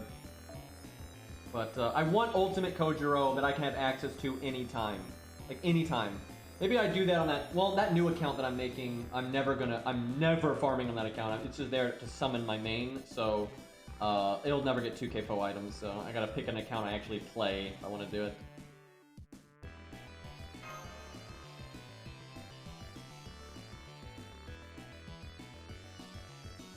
Which account should I do it on? I don't know. But yeah, I need to... Tesla is getting grailed on my main account soon. That's happening. I'm grailing Babbage on my regular ult. Although he's at 90, so I could keep him at 90 for a while. We'll see, we'll see. Yeah, the 1 to 3 star account can't grail anything though. Then there's the newbie account, which has like a quadrillion grails, so it could do it pretty easy. At some point, we'll probably grail on the 1 to 3 star account, so maybe I'll do it on there eventually. That'd be pretty cool, actually. I want to get as far as possible without grailing anybody, but 3-star craft essences are just such a handicap that, because like the 1 to 2 star guy and like Ace of Hearts and me in my videos, basically the true budget stuff it becomes impossible, right? If you're trying to do like 1 to 3 stars or 1 to 2 stars and then like, you know, totally common craft essences, a lot of stuff just becomes impossible. The thing is, that's fair enough because it's so far into the game that at that point you're going to have some rare stuff. You're either going to have some rare craft essences or some rarer units, or you're going to have grailed some people. But like everybody makes up for that missing value in one way or another. You use like Yang CE. Yang CE actually adds more damage than grails do for most units, right? And it gives you piercing vulnerability. And then you got like Poster Girl, that's like invaluable amount of value. But then you also can get some straight value from grailing people or using other strong craft essences. Or by using the support system to summon like, you know, Kualter or Merlin or something to help out your really budget, you know, units and stuff, right? There's a lot of ways to get that extra value, but you got to get it somewhere. There is nobody that does like those really hard boss fights and doesn't do something to get more value, right? And I've been going as far as you can, like on that the 1 to 3 star account. We've been going as far as we can with no grails, no rare craft essences, and not only that, the craft essences are 3-star, and all the units 1 to 3 star. But it's going to hit a point where it doesn't work anymore, right? I'm actually surprised we haven't gotten to that point. I would actually argue it's kind of already gotten to that point. We're just beating it because, you know, we can eventually get good RNG or whatever. I mean, I don't know, because that account doesn't have every 1 to 3 star leveled. So a lot of times, like that Lee fight could have been a lot easier if we had Babbage, but we didn't have Babbage. But things get harder than Lee, right? There's going to get to a point where you just have to, something's got to give. You got to either use stronger craft essences, or you have to grail, or you have to bring stronger support. So something's going to have to give at some point. And for that account, I would probably make it grails, because everybody gets grails, and it's fun to see grailed, you know, Babbage or Kojiro or whatever, right? So I'll probably do that. That's the thing, you know, nobody gets to Zeus and it only has access to 1 to 3 star units and 1 to 3 star craft essences. Nobody. Like, sure, you might get to Zeus and you might not have Golden Sumo or this, that, and the other, but you're going to have something. You know, you're going to have a welfare. You're going to have, you know, some random gold units. You're probably going to have some event CEs. Maybe not the best event CEs, but you're going to have something, right? And that's going to be a lot better than, you know, Ryodo Temple or something like that. And that's why I don't mind when people do something to, you know, bump their, because I do in my videos a lot of times when things are unreasonable, I'll use Grailed units. And like the 1 to 2 star guy uses occasionally Grailed units, but pretty rarely. But he normally will do like Poster Girl. That's the one. Poster Girl and Yang CE. That's the when things are really fucked up. Yang CE is just such a big damage increase. It can really help, you know, make things work. And Pierce vulnerability is also really good. This is not great because I haven't killed one of these yet.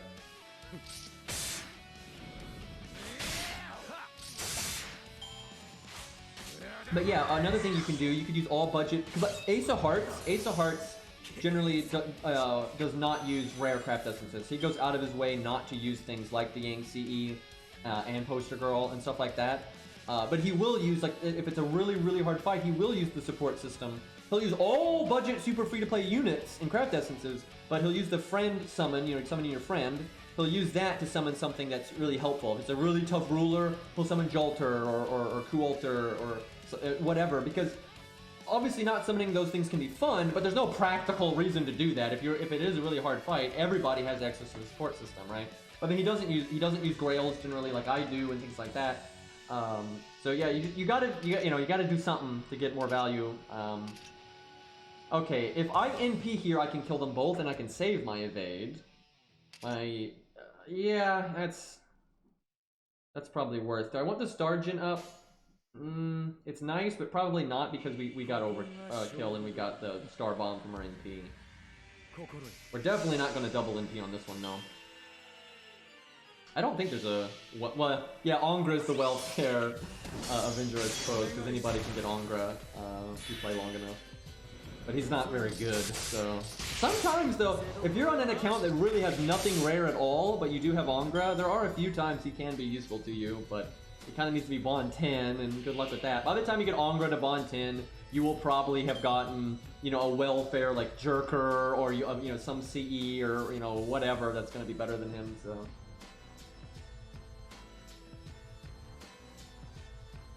Yeah, it's M Ace of Hearts. I think Ace of Hearts was already taken. But yeah, he's got really... What he does, his way of doing like budget videos is he does not do things for showboating. He does what makes sense and is totally free to play, right? So even if summoning, you know, if the stage is easier, he probably won't. He doesn't generally do that. Like if the stage isn't too hard, he won't summon a strong support. He'll keep the support low star as well. But if it's like some bullshit hard fight, you know, from like a challenge quest or whatever, he won't use Grails generally, and he won't use, you know, bullshit craft essences that most people don't have, but he will summon Jerker or whatever, and that's fine. I think that's totally fair, because I think out of all the budget videos out there, I think his are the most reasonable. They're the most mimicable by any player. That's his goal, from what I understand. He tries to make videos where other people, even if they don't have those exact kind of units, can do that kind of setup to beat the challenge quest or the main story fight. So I think he actually has the best budget videos out of anybody in terms of like it being practical. I think the 1 to 2 star guy actually is probably the least practical, but it's just enjoyable because his gameplay is so unique. Because only using 1 to 2 stars is so bizarre and limiting that you have to beat bosses in really weird ways that you normally would not. But I don't think they're practical in the slightest because he has to use crazy fucking craft essences that most people absolutely do not have. And sometimes a lot of RNG and things like that. So they're not practical in the slightest, but they're still awesome as fuck because some of them are still practical, it just depends. But his videos really are just unique. They're so unique. It's gameplay you're just not going to see anywhere else. I think that's the real thing with the 1 to 2 star guy, is literally nobody else makes videos like that. They're just totally unique setups that are like nothing else, and it's awesome, right? And, so I really like his stuff. And I think for myself, I'm kind of in the middle. I try to make things that are very mimicable and reasonable and stuff, but I don't handicap myself like as crazy as doing 1 to 2 star stuff, but I don't always make things completely about being practical and stuff like Ace of Hearts does. Sometimes I do, you know, put some self-restraints on myself, or I put a lot of my self-personality in there. I won't use Uriel even if she's the ticket, right? Even if there's like a challenge quest, like, oh yeah, Uriel makes a lot of sense here. I'm not going to use her because I don't like her, and I like my videos kind of having, you know, showing off the units I like and stuff. I obviously do, you know, keep things more budget and try to make them mimicable and that kind of stuff. But I put a good bit of my own, like, you know, flair in there just for, like, for me, right? I don't. Like, I normally won't summon a Coup Alter, right? There are a lot of hard challenge quests. If you summon a Coup Alter, it's gonna really help you out. Wait, I NP'd the wrong wave, didn't I? Oh, okay, that was a big fucking mistake. Shit. Anyway, but yeah, okay, hold on. I gotta bail myself out here. That's not good. I kind of need the Golem to throw now because, yeah, I thought I was in wave 2, but I was in wave 1. Sanson's great, man. Yeah, I think Ace of Hearts is great, and if you actually are struggling with a boss, okay, I gotta reset. We really fucked this up. If you are struggling with a boss and you do not have a particularly great account, I think his videos are the most practical and useful for they're better than mine. They're better than better than 1 to 2 star guy. They are the best videos for helping you out if you're stuck on something and your account kind of sucks. And if you're like, well, I can't even mimic what he's doing, then that's a sign that you need to fucking level something on your account, for God's sakes, because that means you're lacking really fundamental stuff like literally a, you know, single target saber or something, right? Like if you can't mimic what he's doing, you're not going to really be able to mimic anything outside of maybe, I guess the only other thing that you could do at that point is soloing, right? You can always solo if you are allowed to summon your friend, because you can just bring level 1 George and Leonidas and summon a friend, a unit that can solo it. I guess that's the one thing that anybody could do. And if you don't know how to solo it, you can watch the video to figure out how to do it, right? And that kind of thing. But that's a whole other thing. Give me 1 second. I need to get water real quick. We gotta beat this with Kojiro, man. We gotta play this proper. We gotta concentrate and get this done. Best assassin. Alright, right back. Alright.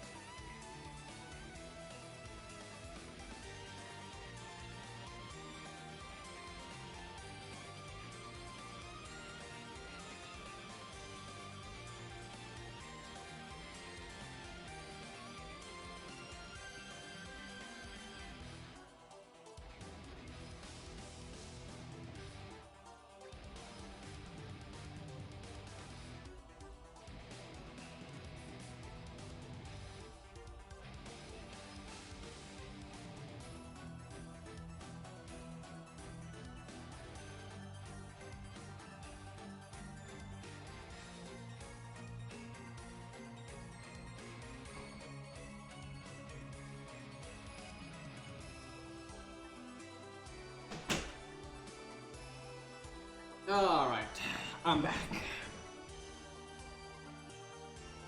Yeah, sometimes the 1 to 2 star guy uses 3 stars because there's just some stuff, even when you use those really strong CEs, there's just some stuff that is just not reasonable. Like, it's not, it ain't fucking happening.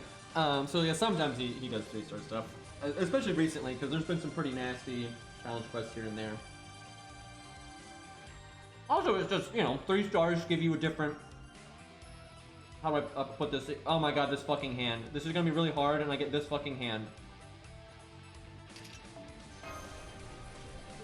But, yeah, you have different options, right? 3 stars add in... That's one reason why I don't even want to do 1 to 2 star stuff, because it's just too limiting, and it can get very samey, right? And I swear to God, this is not a shot at the 1 to 2 star guy. I think he's great. Love his stuff. Like I said, super unique gameplay. But 1 to 2 stars are just so limited, and in some ways bad, because, you know, they don't have strong stats, and they don't have good ways to deal with Avengers and things like that. That they're so shit that a lot of times you have to use Poster Girl. There's no way to get the value, right? They're so short on value. The only way to make it up is through the CEs, and that's fine. The issue is it's kind of boring, right? Sometimes, because a lot of the setups can be very similar. Not always, of course. There's some really unique stuff and whatnot, but sometimes the way you have to play 1 to 2 stars is just so sameo that it's because there's not that many. There's so few bronzes, right? So your options, it got a lot better when they added the new bronzes. I'll say that when they added the new bronzes, I think 1 to 2 stars setups got a lot more fun. But holy shit, dude, 1 to 3 star, I just find you have so many more options and team setups. You know, a lot different units get to shine and stuff. You don't have to use Spartacus all the goddamn time and stuff like that. And so I definitely like that, and I don't like using those kind of CEs. I would feel really bad if I had to use those in my videos, because it's just not the kind of thing I gun for.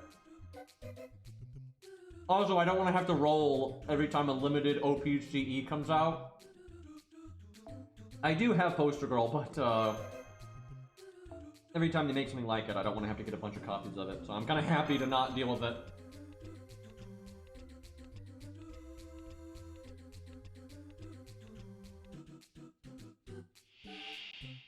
I think my favorite one that he's done, even though she's not the hardest boss by any means, but it's probably just Ibuki, just because it's funny. Like, Caligula go burr, right? I mean, who doesn't enjoy that? And, like, you know, Ibuki is, you know, certainly not the hardest boss ever made, and she's not the most, like, gimmicky boss or anything, but just seeing Caligula murder that, and then also just how good the Yang CE was. A huge part of what makes that setup work is the Yang CE. Qin Gong deals with the first health bar, because double Qin Gong with double Yang CE is enough damage to deal with the first health bar, right? That's really funny, right? Like, I mean, and who would even think to do that, right?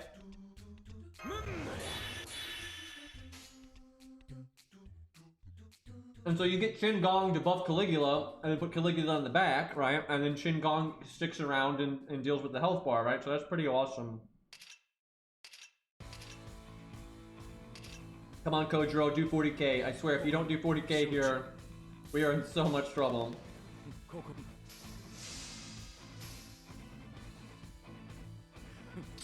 Okay, whales use it occasionally, because sometimes starting NP is bad. But whales have very little use for the Yang CE, because whale setups almost never... Fuck, we didn't do the damage. Damn it. Oh, that's bad. Anyway, whale setups normally don't struggle to hit a damage threshold, where low stars struggle to hit a damage threshold all of the time. That's like their entire existence. So they don't need a 40% damage boost. And they normally don't need Pierce Vulnerability either, because they have enough supports that can give it, like Sherlock or whatever. And they value starting NP like nothing else, right? Because they do have these supports like Scatty and Castoria and Waver. You want that first NP to be free, and then use all the battery for the next one. Where, you know, more budgety stuff use battery skills to get the first NP in the first place. But that's why I like... Which one of these sounds more fun to you, right? That's why I prefer the budgety stuff. I can actually kill all 3 of these, but it won't really set me up for success on the next wave. I guess we go for it anyway. That's not great. I really needed one of these guys to be dead, preferably 2 of them.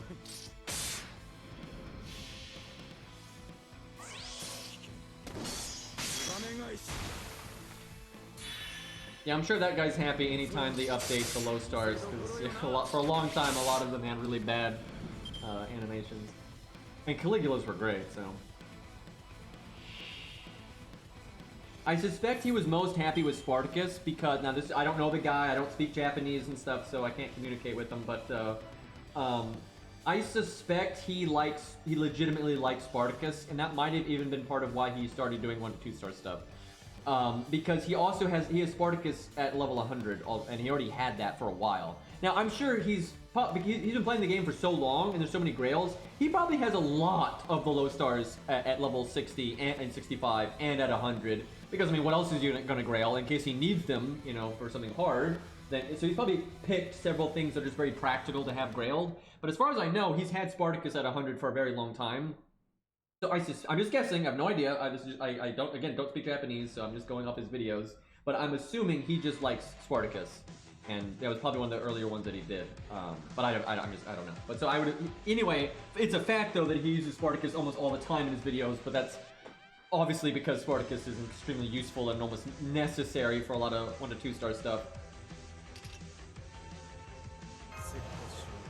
Oh man, I'm having to wait. I wish I didn't have to use my crit buff here because I could use the crit damage for the boss wave.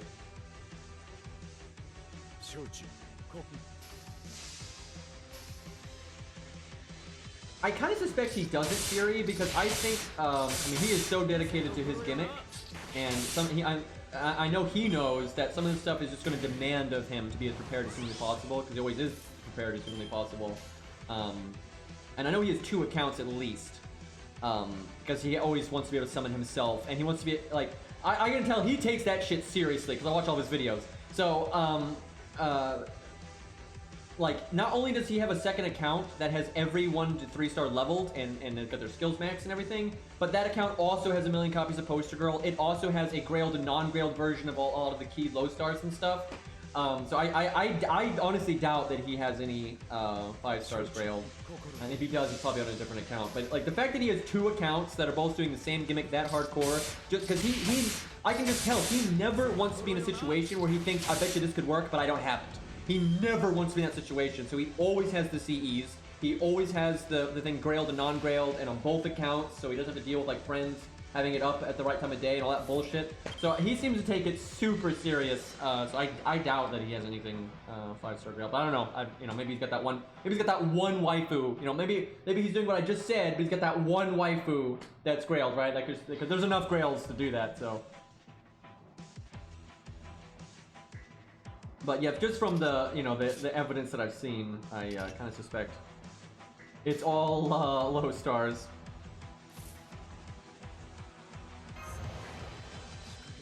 I mean, the dude, not only does he have like a fuckload of poster girls on both of his accounts, but he has a fuckload of it MLB and non-MLB, right? Like if he doesn't need it to be MLB, he won't use it MLB.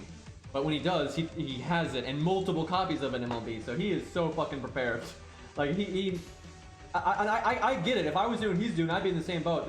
You do not want to be in a situation where like, I bet you this would work if I just had access to like a support summon of Caligula, right, and my own Caligula, right? But he wants to always make sure if he can think of it, he can do it.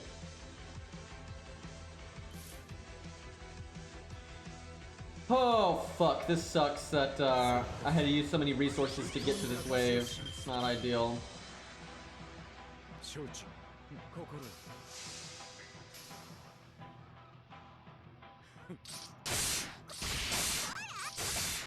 Wait, who are you talking about?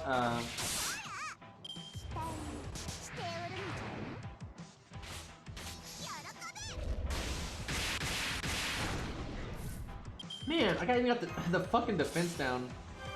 This is awful. I just cannot get to this wave with my resources left. What's funny is the first attempt I could have, and I just didn't. And now I just can't get... It's the first wave. The first wave is what's, like, lining everything up badly. I need to be able to have my NP for the second wave. So I don't need to use my evade on the second wave. Yeah, I've got to make that happen. So basically, you need to get Kojiro cards at the start. That's what I always hate, though, when it comes down to, like, your one turn off being able to do something. Be it a challenge quest or a neutral thing or whatever. If it's one turn out of your range, that means it's coming down to the RNG on your taunt walls. When a unit is strong enough that they've got like a little bit of wiggle room, then it doesn't matter if the taunt, because it's really annoying when like everything boils down, even when you figure it out and like you know to do this then and that there, when it just boils down to getting good cards with George and Leonidas, that's just, it sucks. So I much prefer when a solo's got at least enough wiggle room to not care about what their taunts have.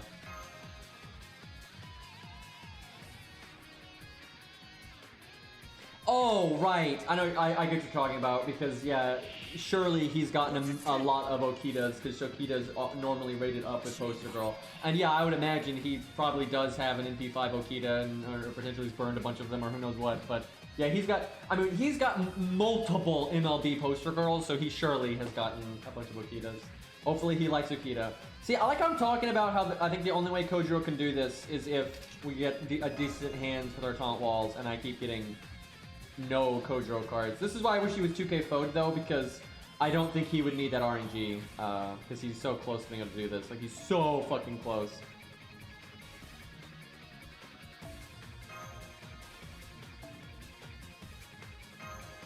He doesn't have quite enough damage to, like, you know, easily kill some of these guys, and if you almost kill but don't, that's a whole turn, so. Okay, good start, good start. I'm actually gonna, even though George has a card, I'm gonna do this.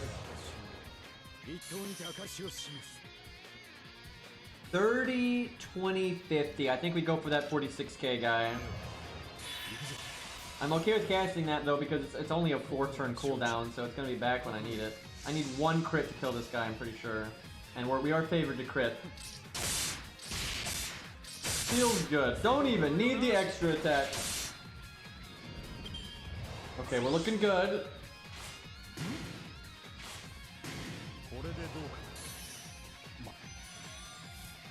Oh, yes. Now, thankfully, getting the only turn here that's super RNG is the first one. Because your second turn, you're very likely to get a Brave Chain on your solo unit. And if you don't, you're very likely to at least get 2 cards on them, so.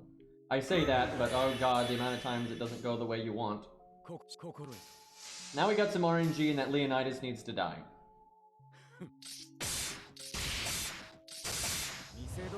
This Golem, I think, gets 2 actions per turn, so as long as he decides to attack. Uh-oh.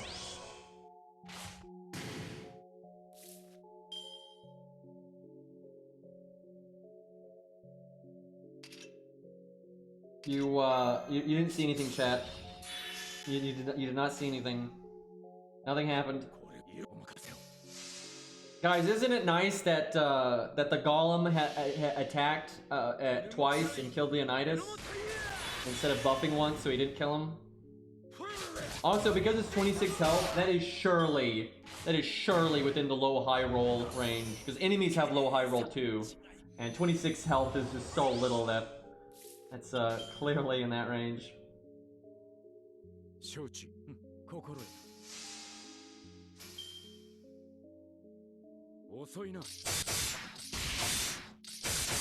That's, oh god, that's another reason though it's hard to grail Kojiro. I just have so many low stars I want to grail. Like, I want to grail Caligula now because, I mean, come on. His voice actor does such a good job, and his NP is so cool, and I love his animations, and just, he's a fun unit.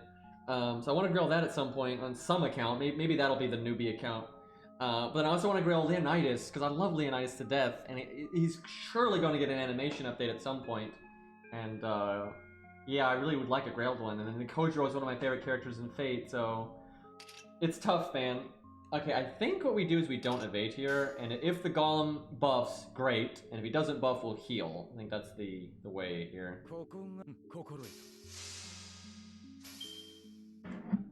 Yeah, Zal calling that crit earlier, man, felt bad.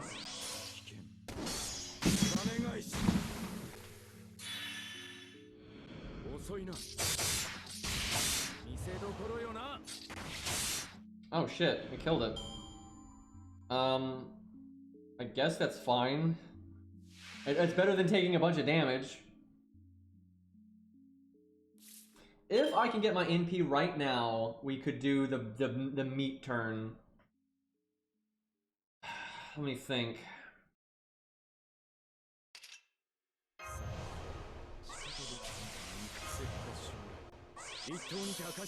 It'd be throwing a lot of damage away. Her hit count is decent. The Soulless Damned, what a name. His hit count is only 1 though, so that's not great. I'm gonna hope she gets 2 actions per turn. Well, I could kill the Berserker and then she'd get 3 actions per turn, and then we're more likely to get her NP that way. But then I'd have to do like Buster Quick Art. I think we'll do Art Quick, and we're really looking for this double quick attack up crit turn, because that's the damage on that is so big if you can get it. That's not quite good enough. We needed more NP from the previous turn, I think, and she didn't even attack. Damn. Well, that wasn't worth it. Mistakes have been made. I can obviously get my NP next turn, but I would have gotten it that turn anyway, so I should have done good damage turn twice in a row. So I kind of just wasted there. Like if you're like, that's at that weird range where you can't get it next turn, but even if you don't go for an NP gain turn, you will get it within 2 turns. So you might as well do 2 damage turns. That's pretty much how that works. That happens a lot, and it can be really hard to tell if you can make it that turn or not. Jesus, that normal card damage is disgusting. I guess the defense down is not helping though.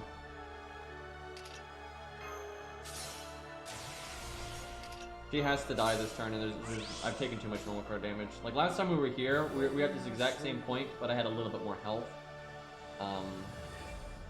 I guess I could kill her next turn if we crit, because there's just no way I'm gonna kill her this turn. I wish I just had a little bit more health. If I just had a little bit more health, I'd be more confident in being able to tank another hit, but...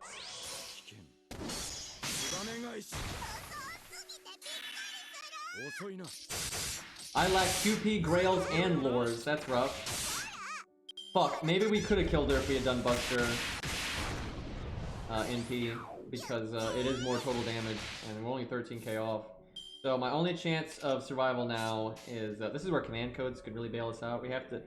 God, he has his attack buff too. He doesn't have 3 actions per turn, but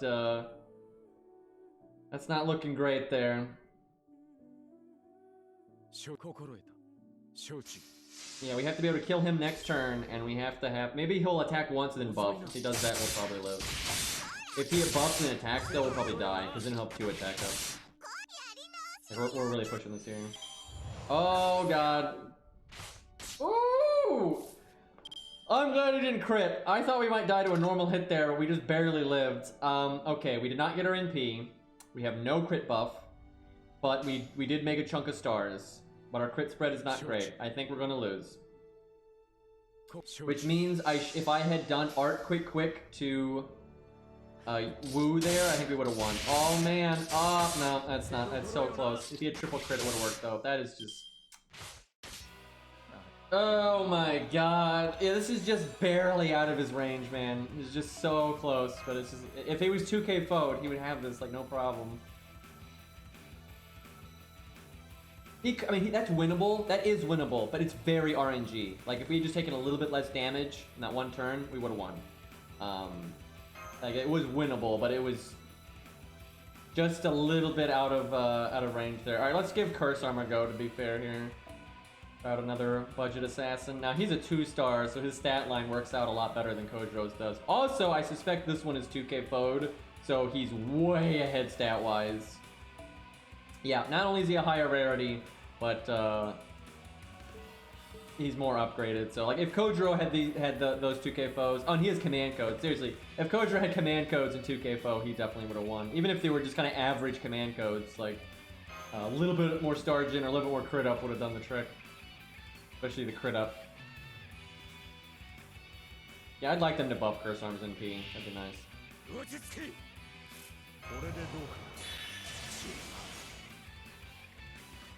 Not the best start, but he doesn't need it as much. Also, Curse Arm just has unique synergy with soloing. With his, you know, he's got the whole everlasting evade thing, so that's always awesome in solos because you basically get your first cast of it as a lower cooldown essentially. So the units like him and Ku just get more out of taunt walls, and even when you try to get as little out of your taunt wall as possible, they get more out of it. So. Does Curse Arm have his double instinct buff where he like casts it twice in a row? Because that was pretty sweet. I suspect he does because that was a long time ago in JP. Yes, okay, yeah, I figured because that was so long ago in JP. I'm like, there's no way that wasn't 2 years ago. God, I'm old. But yeah. I think he can do the damage here. Oh yeah, he literally just has a higher attack stat than Kojiro, so of course he can do it. And he has command scopes, so yeah, no problem.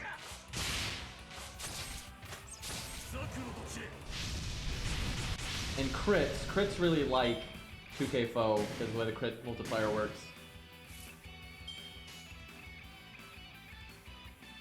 I think he's got this. This is pretty satisfying. I'm not gonna lie, watching Kojiro murder Wu in like an anime would be hilarious.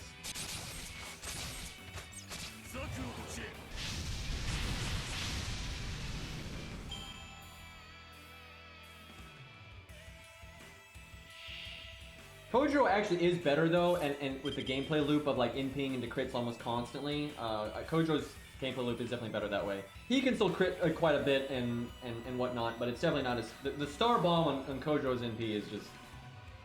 it is really good.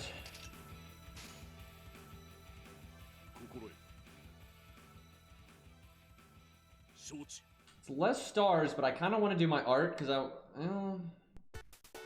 Oh man, now we got some music. Okay, we'll do quick. Good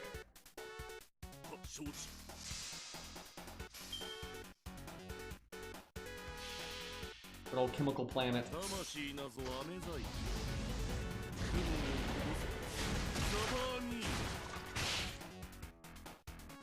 Oh yeah, and Kojiro's NP does way more damage, because even though Kursarm has better stats because he's a 2-star, and we're 2K foed and everything, Kojiro has an upgraded NP where Kursarm doesn't, and he has the quick up before damage. So that's no joke. That really is no joke. And I wasn't really estimating that when I was thinking about this earlier, so we'll see if that makes a big difference.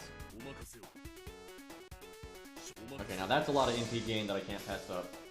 Nice crits, by the way, indeed. They just take damage too, which is unfortunate. Okay, I get a fresh Stargin buff, which is nice.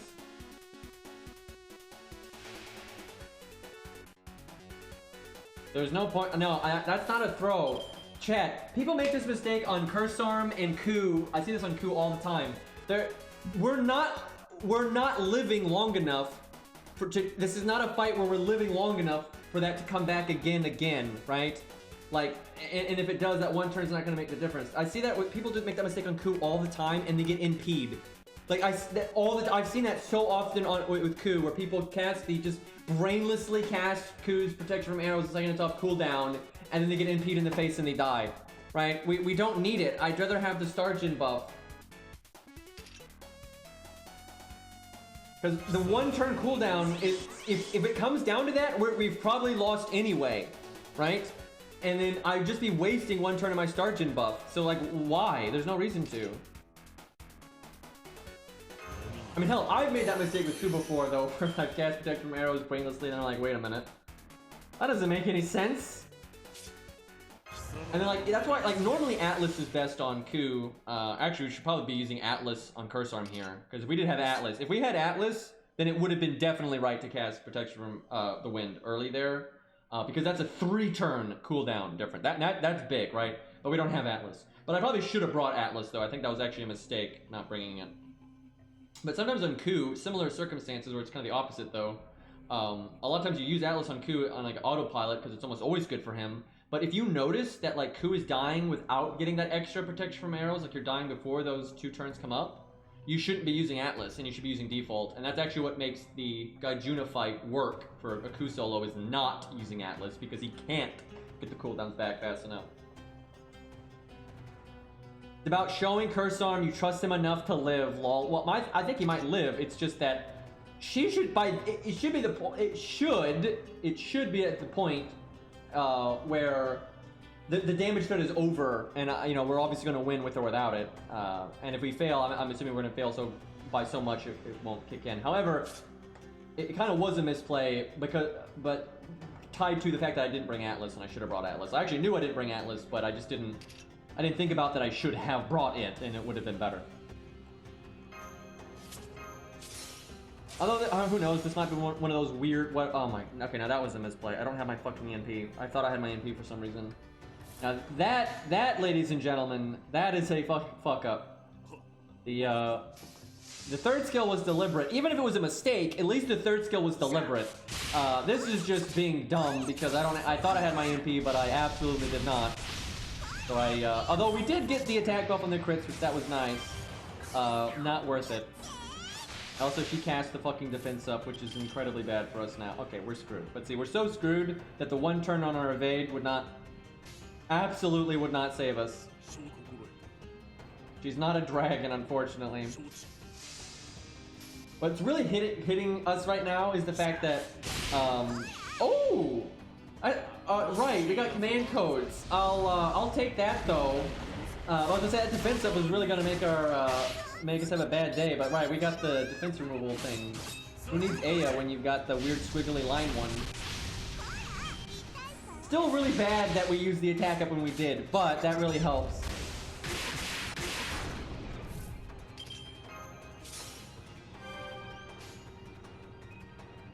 We're so fucked though. We're just so fucked. I almost want to attack the Berserker because I think we cannot kill her on this turn, but we will kill her when we NP. And I think we might as well get the other guy lower on health. Unless I got her low enough that I could overkill her. I guess it's about the same. Because if I attack her now, I could probably NP, then my normal attacks go into the other guy. Or if I attack him now, he's lower, so I don't think it makes much of a difference. I guess just because this is better NP gain, I'll do it like this. Yeah, the lack of an upgraded NP is why we're not, like, doing as well as I would have thought.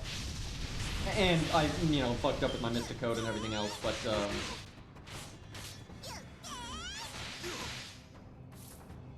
I think we might be okay, actually. Yeah, I think we're fine. The only way we're not fine is if his NP damage is truly a lot worse than I'm thinking.